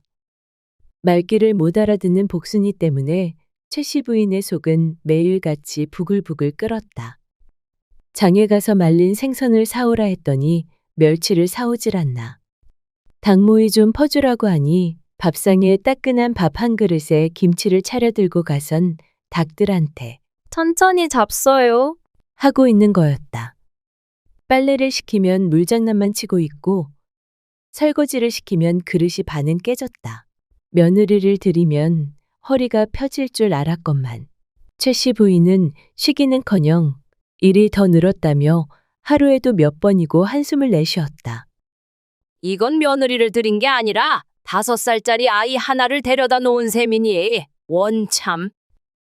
그 모습을 지켜보던 봉길은 엉뚱하기 짝이 없는 복순의 모습이 그저 귀여워 말없이 웃어 보였다. 어느 날 점심 무렵이었다. 봉길이 철을 봤다는 소문을 들은 이웃 부인 몇 명이 슬금슬금 최 씨 집 마당으로 몰려들었다. 아니, 봉길이가 색시를 얻었다면서? 이웃 부인이 대문을 슬쩍 밀며 속삭였다. 그러자 옆에 있던 또 다른 부인이 고개를 푹 내밀며 말을 보탰다. 그러게 도대체 어떤 처처가 시집을 왔을까? 얼굴 좀 보자 하고 왔지 뭐유. 마당에서 빨래를 걷고 있던 시어머니는 부인들이 마당에 들어오는 걸 보고는 얼굴이 하얘졌다. 복순이 또 무슨 엉뚱한 말을 내뱉을지 불안이 가시지 않았다.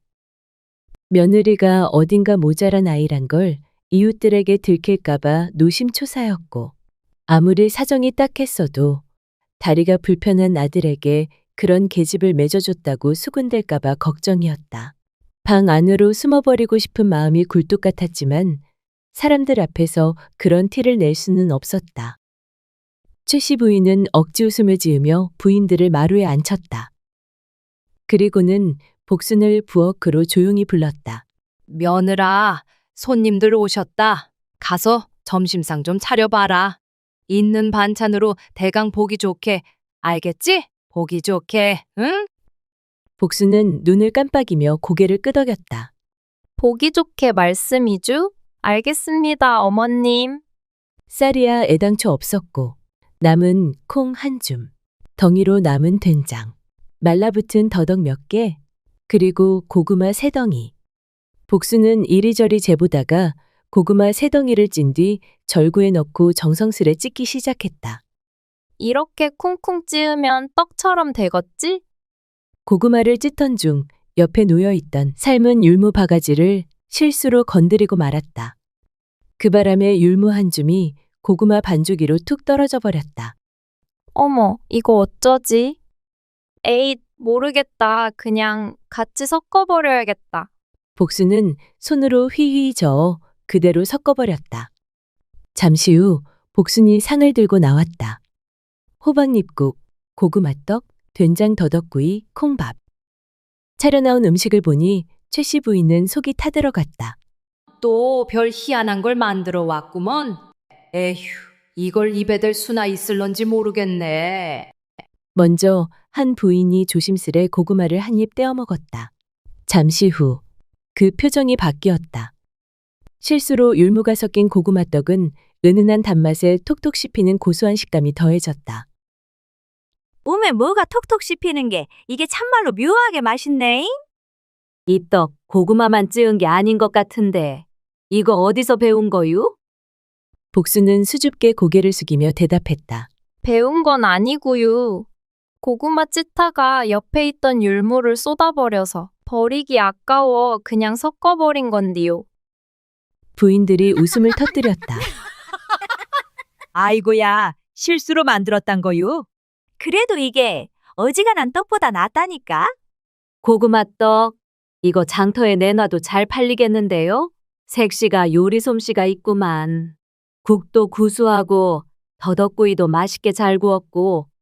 최 씨 부인은 멍하니 그 모습을 바라보며 속으로 중얼거렸다. 아니, 그럴 리가 없는데? 그녀는 체면 구기지 않게 하려고 그저 점심상이나 하나 차려보라 했을 뿐인데 그게 사람들의 입맛에 맞아떨어질 줄은 꿈에도 몰랐다. 혼자 마당가에 멍하니 서 있던 최 씨 부인은 복순이의 뒤통수를 바라보며 천천히 혼잣말을 뱉었다. 진짜 이상한 계집이구먼. 그러고는 고개를 살짝 흔들며 방 안으로 들어가려다가 마지막으로 한 번 더 복순을 돌아보았다. 복순이 입가에 미소를 띠며 상이 비워진 그릇을 닦고 있었다. 따뜻한 봄날 최 씨 부인은 복순이에게 호박씨가 담긴 바구니를 주며 당부했다. 며느라, 마당 옆밭에 호박씨 좀 뿌려놔라. 장마 오기 전에 뿌려야 싹이 난다. 복순이는 예 하고 대답하곤 씨앗 바가지를 들고 씩씩하게 나갔다. 그런데 한참 뒤 황 씨가 불같이 달려왔다. 아니 이게 무슨 짓이야? 허락도 안 받고 우리 밭에 왜 씨를 뿌려놨대요? 욕심 많고 성질 고약한 황 씨가 고함을 지르며 난동을 부리자 최 씨 부인의 얼굴은 순식간에 벌겋게 달아올랐다. 복순아, 혹시 황신의 밭에다 씨 뿌렸냐? 복순이 바가지를 부여잡고 해맑게 대답했다. 그 밭이 우리 밭보다 훨씬 넓기도 넓고 햇빛도 잘 들길래요. 호박이 커지려면 넓어야 하잖아요. 아니, 그래도 그렇지. 너네 집 밭에다가 씨를 뿌리면 어쩌냐? 어? 내가 너 때문에 못 살겠다. 아이고, 속 터져. 며칠 뒤 장마가 들이닥쳤다. 하늘이 뚫린 듯 비가 퍼부는 바람에 마당 옆 밭은 물에 잠기고 애써 뿌린 씨앗들은 모조리 썩어버렸다. 헌데 놀라운 일이 벌어졌다. 복순이가 엉겁결에 잘못 뿌렸던 황신의 묵은 밭만은 신기하게도 물이 쫙 빠지더니 며칠 사이 싹이 돋고 줄기가 올라오기 시작했다. 그 밭은 원래 황씨가 돌이 많고 벌레가 들끓는다 하여 포기하고 손도 대지 않던 버려진 밭이었다. 그해 여름, 황신의 밭엔 탐스러운 호박이 산처럼 자라났다.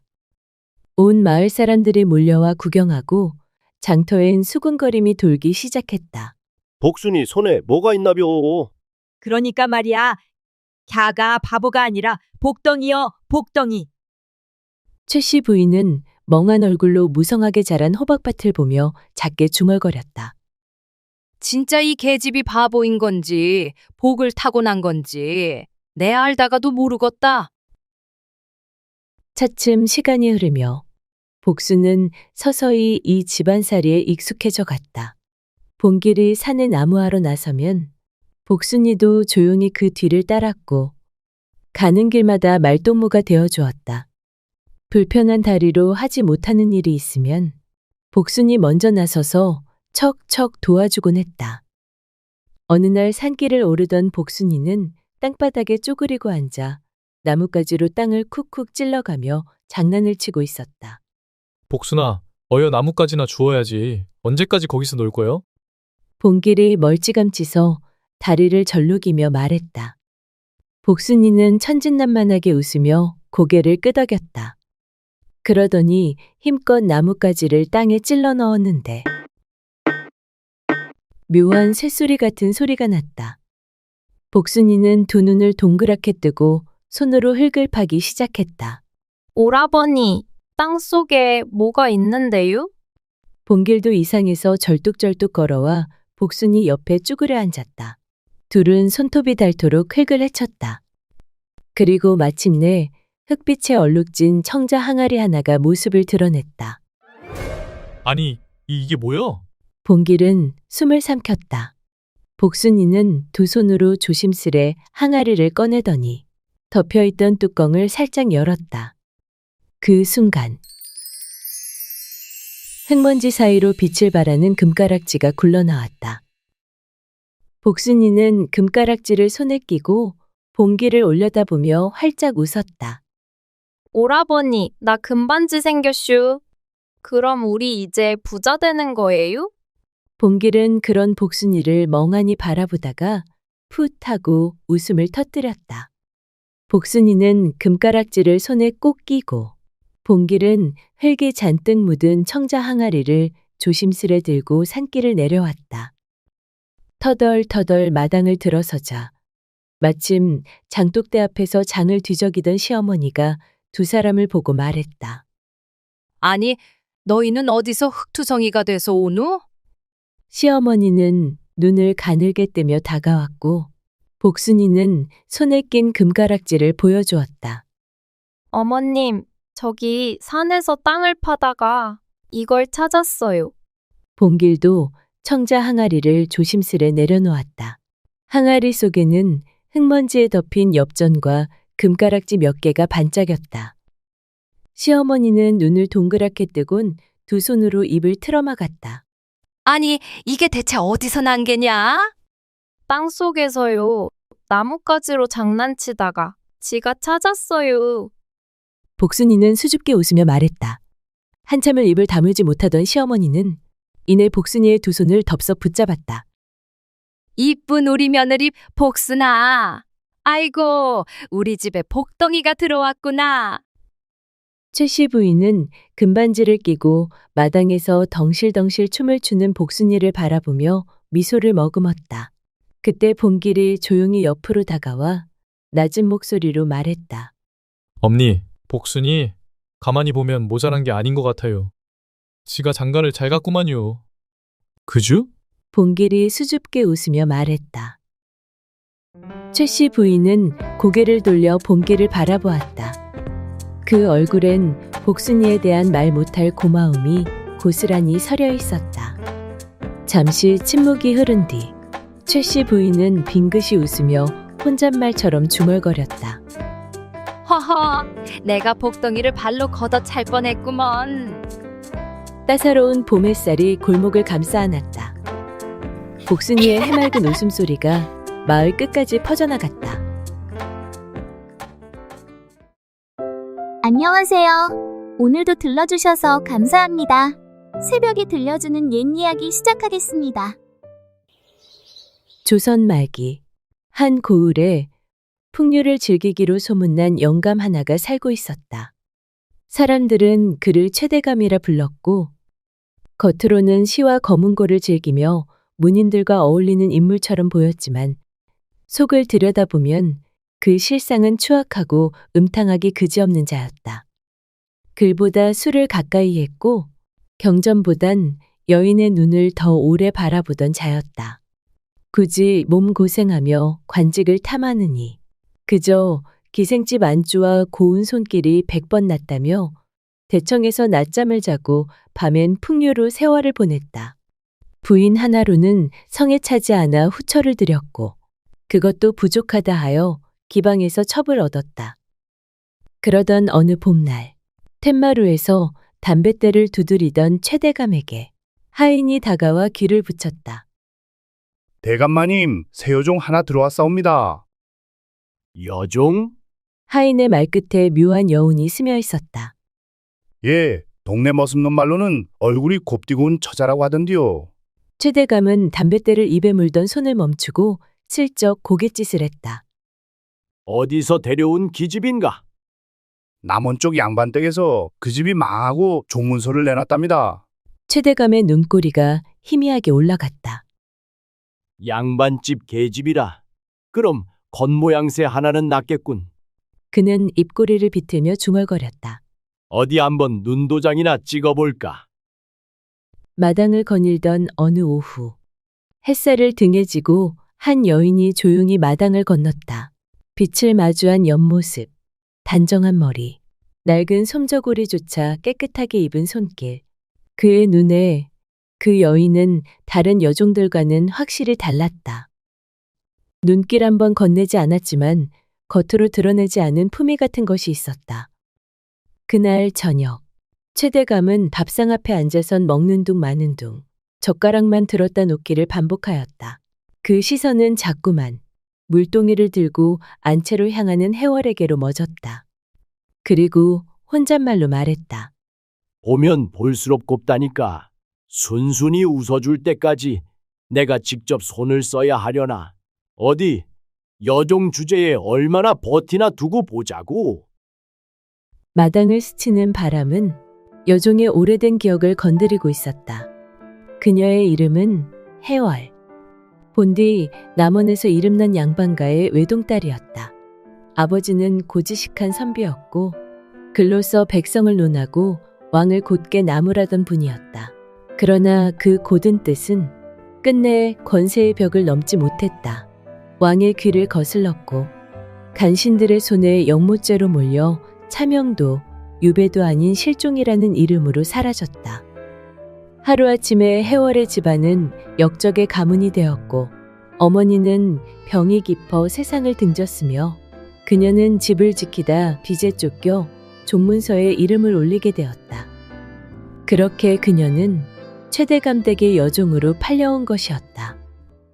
그날 이후 최대감은 아침마다 쓸데없는 심부름을 만들어 해월을 불러댔고 해월은 최대감의 시커먼 속내를 뻔히 알고서도 말없이 묵묵히 시키는 일을 해냈다. 그녀는 최대감의 부름에도 눈길을 주지도 허튼 웃음조차 보이지 않았다. 탐욕스러운 최대감은 점점 그 무심함에 오히려 더 마음을 뺏기기 시작했다. 다른 계집처럼 아양이나 좀 떨 것이지. 어찌 저리 차갑단 말이냐. 그는 혼잣말로 투덜거리면서도 점점 그녀에게 눈을 떼지 못했다. 그러던 늦은 밤, 달빛이 길게 마당을 비추고 집안이 모두 잠든 시각.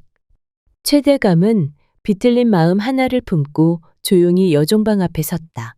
바람도 숨을 죽인 밤이었다. 그는 문 앞에서 잠시 숨을 고르고는 조심스럽게 문을 열었다. 문이 열리자 그 안에는 웅크리고 잠든 해월이 있었다. 그는 까치발을 들어 조용히 문턱을 넘으며 누워있는 해월에게 속삭였다. 이 늙은이 마음이 외로워 그런 것이니 나를 나무라지 말아라. 해월이 눈을 뜨자 익숙한 노인의 가면 뒤 짐승 같은 탐욕이 훤히 드러난 눈이 보였다. 지금 못하는 것입니까? 아무리 제가 이 집의 여종이라 한들 어찌 대감이라는 분이 이리도 천한 짓을 서슴없이 하실 수 있단 말입니까? 허허, 내 참 기가 막혀서 네가 아직도 양반댁 핏줄인 줄 알고 사는 게냐? 그는 해월의 턱을 억지로 들게 하며 말했다. 양반이었든 종이었든 지금 네 자리는 내 집 종이다. 내가 부르면 와야 하는 종년일 뿐이란 말이다. 해월은 그의 손을 뿌리쳤다. 차라리 그 손에 죽는 것이 낫지. 저는 그따위 치욕은 감당치 않을 것입니다. 해월의 눈빛은 결연했고 그 안엔 두려움보다 먼저 분노가 이글거렸다. 해월은 온몸을 던져 도망치려 했으나 최대감의 소나기는 이미 그녀의 팔을 거칠게 움켜쥐고 있었다. 방 안의 문은 굳게 닫혀 있었고 바깥 세상은 너무도 조용했다. 눈을 감고 이를 악문 해월의 뺨 위로 굵은 눈물이 한 줄기 흘러내렸다. 그날 밤 창밖엔 비가 내렸다. 기와를 때리는 빗소리는 방 안의 숨죽인 울음과 짐승 같은 숨소리를 삼켜버렸다. 다음 날 새벽 최대감에게 짓밟힌 그날 밤 해월은 견딜 수 없는 수치와 절망에 사로잡혀 그 집을 뛰쳐나왔다. 말없이 치마자락을 꼭 쥔 채 해월은 짙은 어둠 속 산길을 무작정 올랐다. 외딴 절벽 끝 낭떠러지에 다다른 그녀는 안개 자욱한 절벽 아래를 말없이 내려다보았다. 이대로 뛰어내리면 고통도 기억도 모두 사라질 수 있을 것 같았다. 더럽혀진 이 몸 어찌 씻으리까? 모든 걸 다 잃었으니 사는 것이 죽는 것보다 못해. 한 발 내딛는 순간 누군가 뒤에서 그녀의 발을 덥석 붙잡았다. 이보시오. 해월이 화들짝 놀라 돌아보니 거기엔 헌 도포를 걸치고 집신을 질질 끌던 초췌한 선비 하나가 서 있었다. 지금 못하는 짓이오. 해월은 그제야 주저앉아 아이처럼 엉엉 울음을 터뜨렸다. 선비는 해월이 눈물을 그칠 때까지 옆에서 말없이 기다려 주었다. 그리곤 그녀는 그 선비에게 처음이자 마지막으로 자신의 이야기를 들려주었다. 저는 더럽혀졌습니다. 죽어 마땅한 몸이옵니다. 선비는 조용히 고개를 저었다. 선비는 주변을 둘러보다가 조심스럽게 물었다. 행여 돌아갈 데가 없으시다면 일단 제 집으로 몸부터 좀 숨기시지요. 해월이 놀란 눈으로 그를 바라봤다. 선비는 급히 손을 내저었다. 오해는 마시오. 사사로이 흑심은 없습니다. 다만 최대감이라는 작자가 한 짓을 듣고도 그 집으로 도로 보내는 건 사람이 할 짓은 아닌 듯 싶어 그러하오. 잠시 망설이던 해월은 더는 물러설 곳이 없다는 듯 고개를 끄덕였다. 선비는 해월에게 자신의 겉도포를 벗어주고 조용히 함께 산길을 걸어 내려갔다. 그날 이후 그녀는 그 선비의 집에 몸을 숨기게 되었다. 선비의 집은 마을 끝자락, 뒷산이 가깝고 앞으론 개울이 흐르는 외진 곳이었다. 낡고 작은 초가였지만 해월은 그곳에서 처음으로 마음을 놓고 잠을 잤다. 아무 걱정 마시오. 산 아래 누구도 여기까진 오지 않소. 해월을 구해준 이선비는 늦은 나이까지 홀로 지내며 산속 초가집에서 글공부에만 몰두해온 사람이었다. 학식은 높되 벼슬엔 뜻이 없고 재물이나 세속에 욕심도 없는 자였다.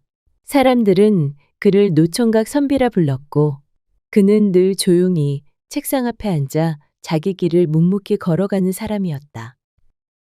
그렇게 두 사람은 한 지붕 아래 각자의 자리에서 묵묵히 하루를 보냈다.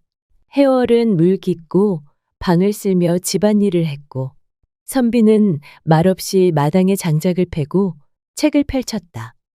그 속에서 해월은 조금씩, 아주 조금씩 마음의 상처를 지워나가는 듯 했다.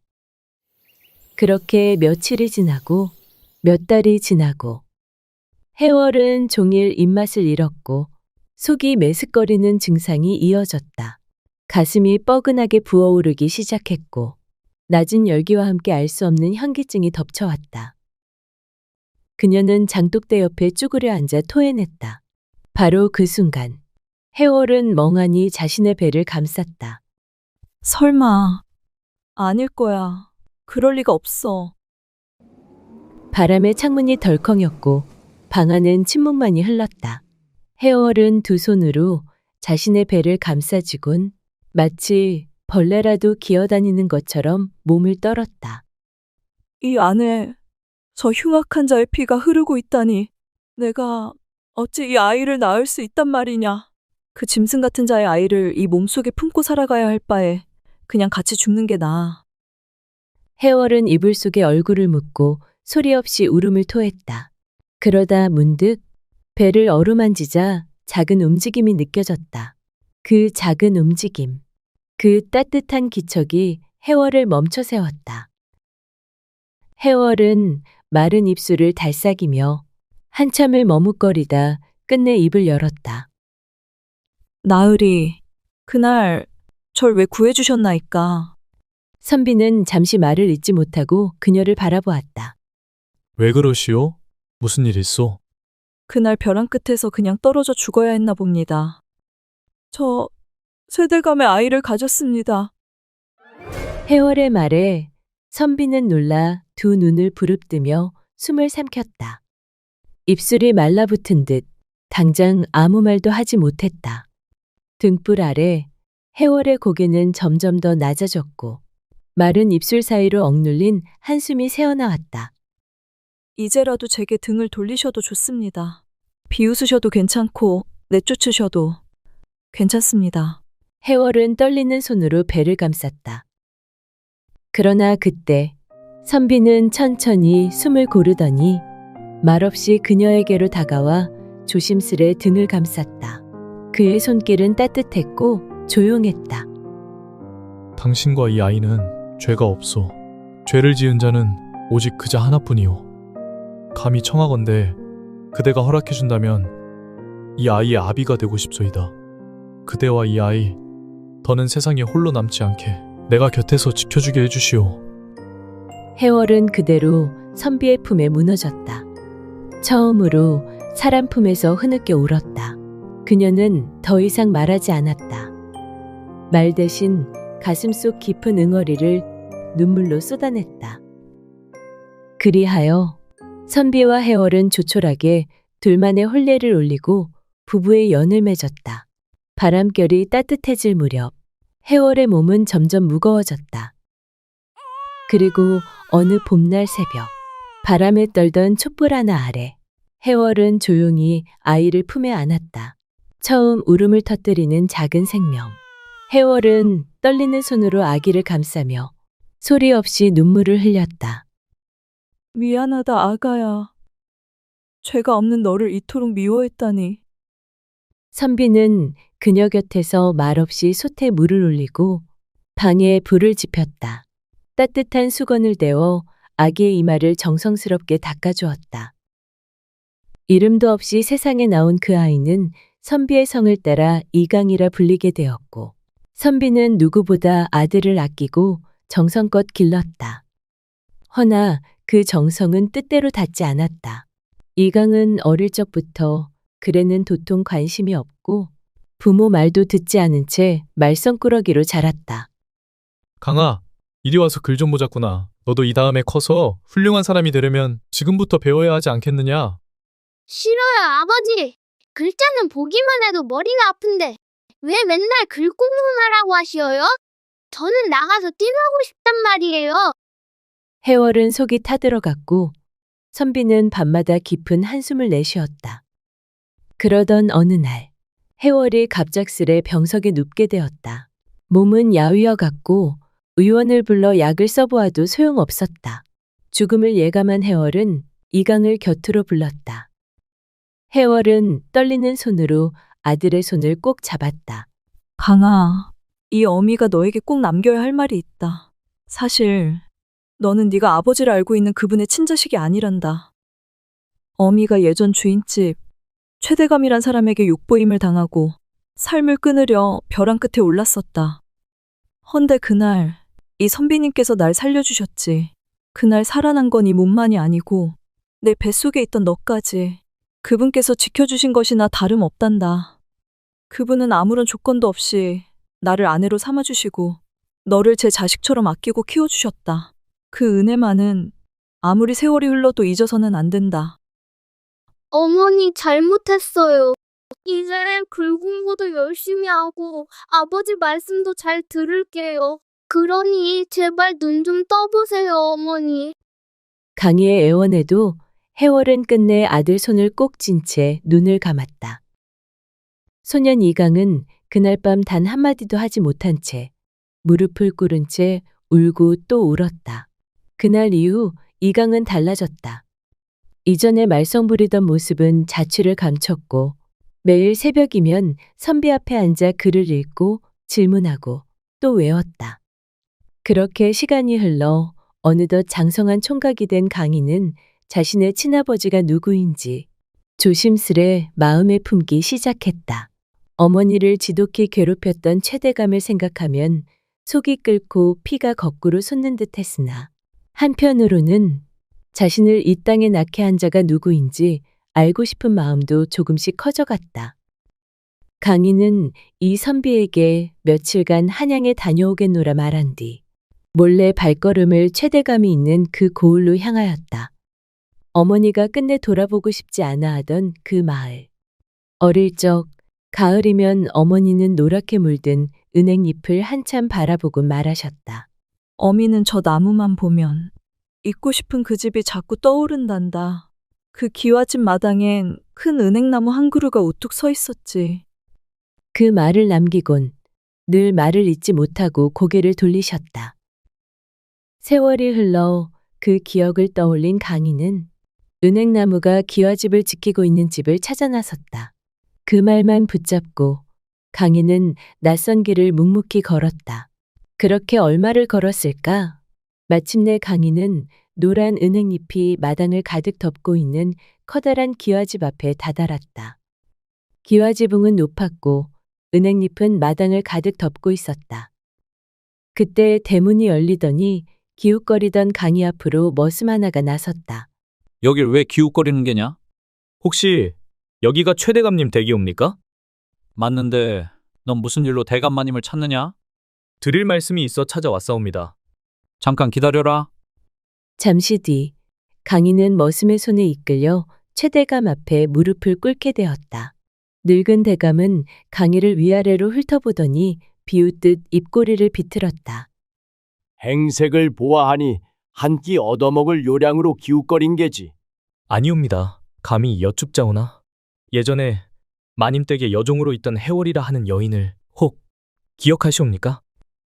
그때 최대감은 해월이라는 이름을 듣고는 한동안 골똘히 생각에 잠겼다. 그러다 문득 무릎을 탁 치며 말했다. 아, 그 계집 종년 말이냐? 말도 없이 새벽에 사라졌었지. 그런데 그 아이를 왜 묻는 게냐? 강희는 조심스레 입을 열었다. 사실 저는 그분의 아이입니다. 최대감의 눈이 휘둥그레졌다. 뭐라고? 네가 해월이 그 종년의 자식이라고? 그는 이내 눈썹을 찌푸리며 다그쳤다. 그런데 네가 무슨 일로 나를 찾아왔단 말이냐? 강희는 떨리는 목소리로 말했다. 그게 저는 대감님의 자식이기 때문입니다. 뭐라? 강희의 말을 들은 최대감은 얼굴이 붉게 달아오르더니 황급히 마당에 놓인 물량동이를 들어 강희에게 그대로 끼얹었다. 차가운 물벼락에 정신이 번쩍 든 강희는 두 주먹을 불끈 쥐고 이를 악문 채 최대감을 올려다보았다. 그때 최대감의 입에서는 비열하고 차가운 말이 쏟아졌다. 이놈이 어디서 말도 안 되는 소리를 짓거리는 게야? 네 놈이 여기 기웃거린 건 겨우 몇 푼 뜯어가려는 심산이었겠지. 애끼 이놈, 당장 썩 물러가지 못할까? 천한 종년의 핏줄 따위가 여기가 어디라고 와서 말도 안 되는 소리를 하는 게야. 얼굴과 옷이 흠뻑 젖은 강희는 얼어붙은 듯 말이 없었다. 야 이놈아, 썩 꺼져라! 그러나 이내 부르르 떨리는 손으로 주먹을 움켜쥐고 조용히 일어섰다. 그토록 어머니를 괴롭히고 자신을 세상에 태어나게 한 자가 이토록 비열하고 교활한 자라는 것을 뼈저리게 깨달았다. 이런 자를 아버지라 생각하고 찾아온 내가 바보였다. 강희는 이를 악물었다. 속이 뒤틀릴 만큼 분했다. 겨우 한 조각의 정이라도 있을까 기대했던 어리석은 마음이 부끄러웠다. 돌아서 걷는 강희의 뒷모습은 그 어느 때보다도 무겁고 단단해져 있었다. 강희는 젖은 옷을 입은 채 그 마을을 벗어났다. 아버지라는 자는 차마 입에 담기조차 부끄러운 자였고 자신이 어리석었음을 깨닫는 데엔 하루면 충분했다. 진정한 아버지란 피를 나눈 자가 아니라 마음을 나눈이라는 걸 알게 된 순간이었다. 며칠 뒤 산골 초가집으로 돌아온 강희는 말없이 선비 앞에 엎드렸다. 다녀왔습니다, 아버지. 선비는 조용히 차를 따르며 물었다. 그자가 너를 알아보았느냐? 강희는 손에 쥐고 있던 찻잔을 놓고 놀란 눈으로 선비를 바라보았다. 제가 그자를 만나러 갔다는 걸 어떻게 아셨습니까? 선비는 고요히 미소를 지었다. 굳이 말하지 않아도 언젠가는 네가 찾아갈 줄 알고 있었다. 사람이 피를 지닌 인연을 등지는 건 쉽지 않으니까. 강희는 고개를 숙였다. 헛된 짓이었습니다. 피를 나눈 것만으론 아버지가 되지 않는다는 걸 뼈저리게 깨달았습니다. 그래도 잘 다녀왔느니라. 그걸 깨달았다는 것만으로도 넌 이미 어른이 된 거다. 선비는 축 처진 강희의 어깨를 토닥여 주었다. 그날 이후 그는 선비의 길을 따르기로 마음을 굳혔고 학문에 매진하던 강희는 마침내 과거 시험을 치르기 위해 한양으로 길을 떠났다. 눈 내리는 겨울, 쌀이 눈 맞으며 시험장에 들어선 강희는 수많은 이들과 나란히 서서 운명을 써내려갔다. 그리고 마침내 홍패에 적힌 이름 이강. 그는 과거 시험에 당당히 급제하였다. 과거에 급제한 강희는 조정의 명을 받아 각지의 고을을 돌며 수령 역할을 하게 되었다. 젊은 나이였지만 백성의 고통을 귀담아 듣고 억울한 일을 제때 바로잡는 그를 백성들은 푸른 옷 입은 현감이라 불렀다. 그렇게 몇 해를 지나 강희는 낯익은 이름의 한 고을로 부임하게 되었다. 그곳은 자신을 매정하게 버렸던 최대감이 있는 바로 그곳이었다. 그를 업신여기고 어머니를 죽음으로 내몬 자. 최대감이 아직도 그곳에 살고 있다는 소문도 들려왔다. 부임한 지 얼마 지나지 않아 마을엔 묘한 소문이 돌기 시작했다. 밤마다 기방 여인을 부르고 서당선비 아내까지 말도 마시오. 아니, 늙어도 돈이 많으니 죄다 겁박하고 끌어들이지. 그런 자가 대감이라니 추하다 추해. 그러던 어느 날 관아 앞에 눈물 흘리는 젊은 여인이 엎드려 울며 호소했다. 제 남편이 외출한 사이 저를 강제로 끌고 들어가 몹쓸 짓을 하려 했습니다. 제발 도와주십시오, 나으리. 강희는 수사를 명했다. 그리고 확인된 그자의 이름은 바로 최대감. 그는 말년에 이르러 더욱 탐욕스러워졌고 관의 감시가 소홀한 틈을 타 여인들을 겁박하고 있었다. 강인은 관아뜰에 사람들을 모으고 부정한 대감에게 선고를 내렸다. 최대감은 타인의 아내를 겁박하고 수년간 다수의 여인을 손에 댄 중죄인으로 판명되었어. 이에 따라 곤장 100대를 명하노라. 포졸들에게 끌려온 최대감은 마루 위에 앉아있는 강희를 보고 두 눈을 크게 떴다. 아니 너는 그때 날 찾아왔던 그 계집의 자식 아니냐? 네가 어찌 네가 날 신문하느냐? 강희는 담담히 시선을 마주했다. 네 죄를 네가 알지 못하느냐? 백성을 괴롭힌 죄도 중죄이거늘 죄 없고 연약한 여인을 능욕하고도 이토록 뻔뻔스러울 수가 있단 말이냐? 오늘 이 자리에서 반드시 대가를 치르게 하겠다. 최대감은 벌벌 떨며 무릎을 꿇었다. 내가 잘못했다. 그래도 나는 네 아비 아니냐? 그런 내가 이리 끌려와 곤장을 맞는다니. 이 늙은이를 단 한 번만 봐주지 않겠느냐? 제발 한 번만 눈 감아다오. 내일이 부탁하마. 강희는 차가운 목소리로 말했다. 아비? 날 그렇게 내쫓을 땐 언제고 피가 같다고 아비가 되는 것이 아니다. 그간 네가 저질러온 갖은 악행으로 상처 입은 이들이 얼마이더냐? 오늘은 네 죄에 대한 대가를 너 스스로 받게 될 날이니라. 여봐라, 곤장 100대 즉시 시행하라. 최대감의 절규가 마당을 울렸지만 포졸들은 이미 목침에 그를 엎드리게 하고 곤장을 내리쳤다. 피가 튀고 살점이 터져도 강희는 단 한 번도 고개를 돌리지 않았다. 하늘이 두렵거든. 그리 살지 말았어야 했다. 작은 주막 어귀를 지나던 강희는 한 여인이 아이를 품에 안은 채 마당 한켠에서 소리 없이 울고 있는 모습을 보게 되었다. 그 아이는 젖도 못 빨고 울어댔고 여인의 옷은 해졌으며 그 얼굴에는 깊은 상처가 번져 있었다. 이강은 문득 발걸음을 멈췄다. 주모가 수군거렸다. 저 여인이 바로 그 종년이라지. 최대감이 손댄 여자. 아이까지 낳았는데 들켜서 쫓겨났다지 뭐야? 어휴, 애는 무슨 죄냐? 이강은 그 말을 듣고 그 여인을 조용히 바라보았다. 젊은 시절 어머니 해월이 떠올랐다. 떨리는 손으로 자신의 배를 감싸쥐고 슬피 울었을 그날의 모습이 그는 여인의 앞에 다가가 낡은 돈주머니 하나를 내밀었다. 그대가 죄인이 아니오. 이 아이도 마찬가지오. 부디 아이만은 바르게 키우시오. 여인은 고개를 들어 이강을 바라보았다. 이강은 더 말하지 않고 등을 돌렸다. 마을길을 걸어나가는 그의 뒷모습 너머로 햇살이 비추고 있었다. 그날 바람은 따뜻하게 불었다. 마치 누군가의 가슴속 하늘 조용히 다독여주는 듯이.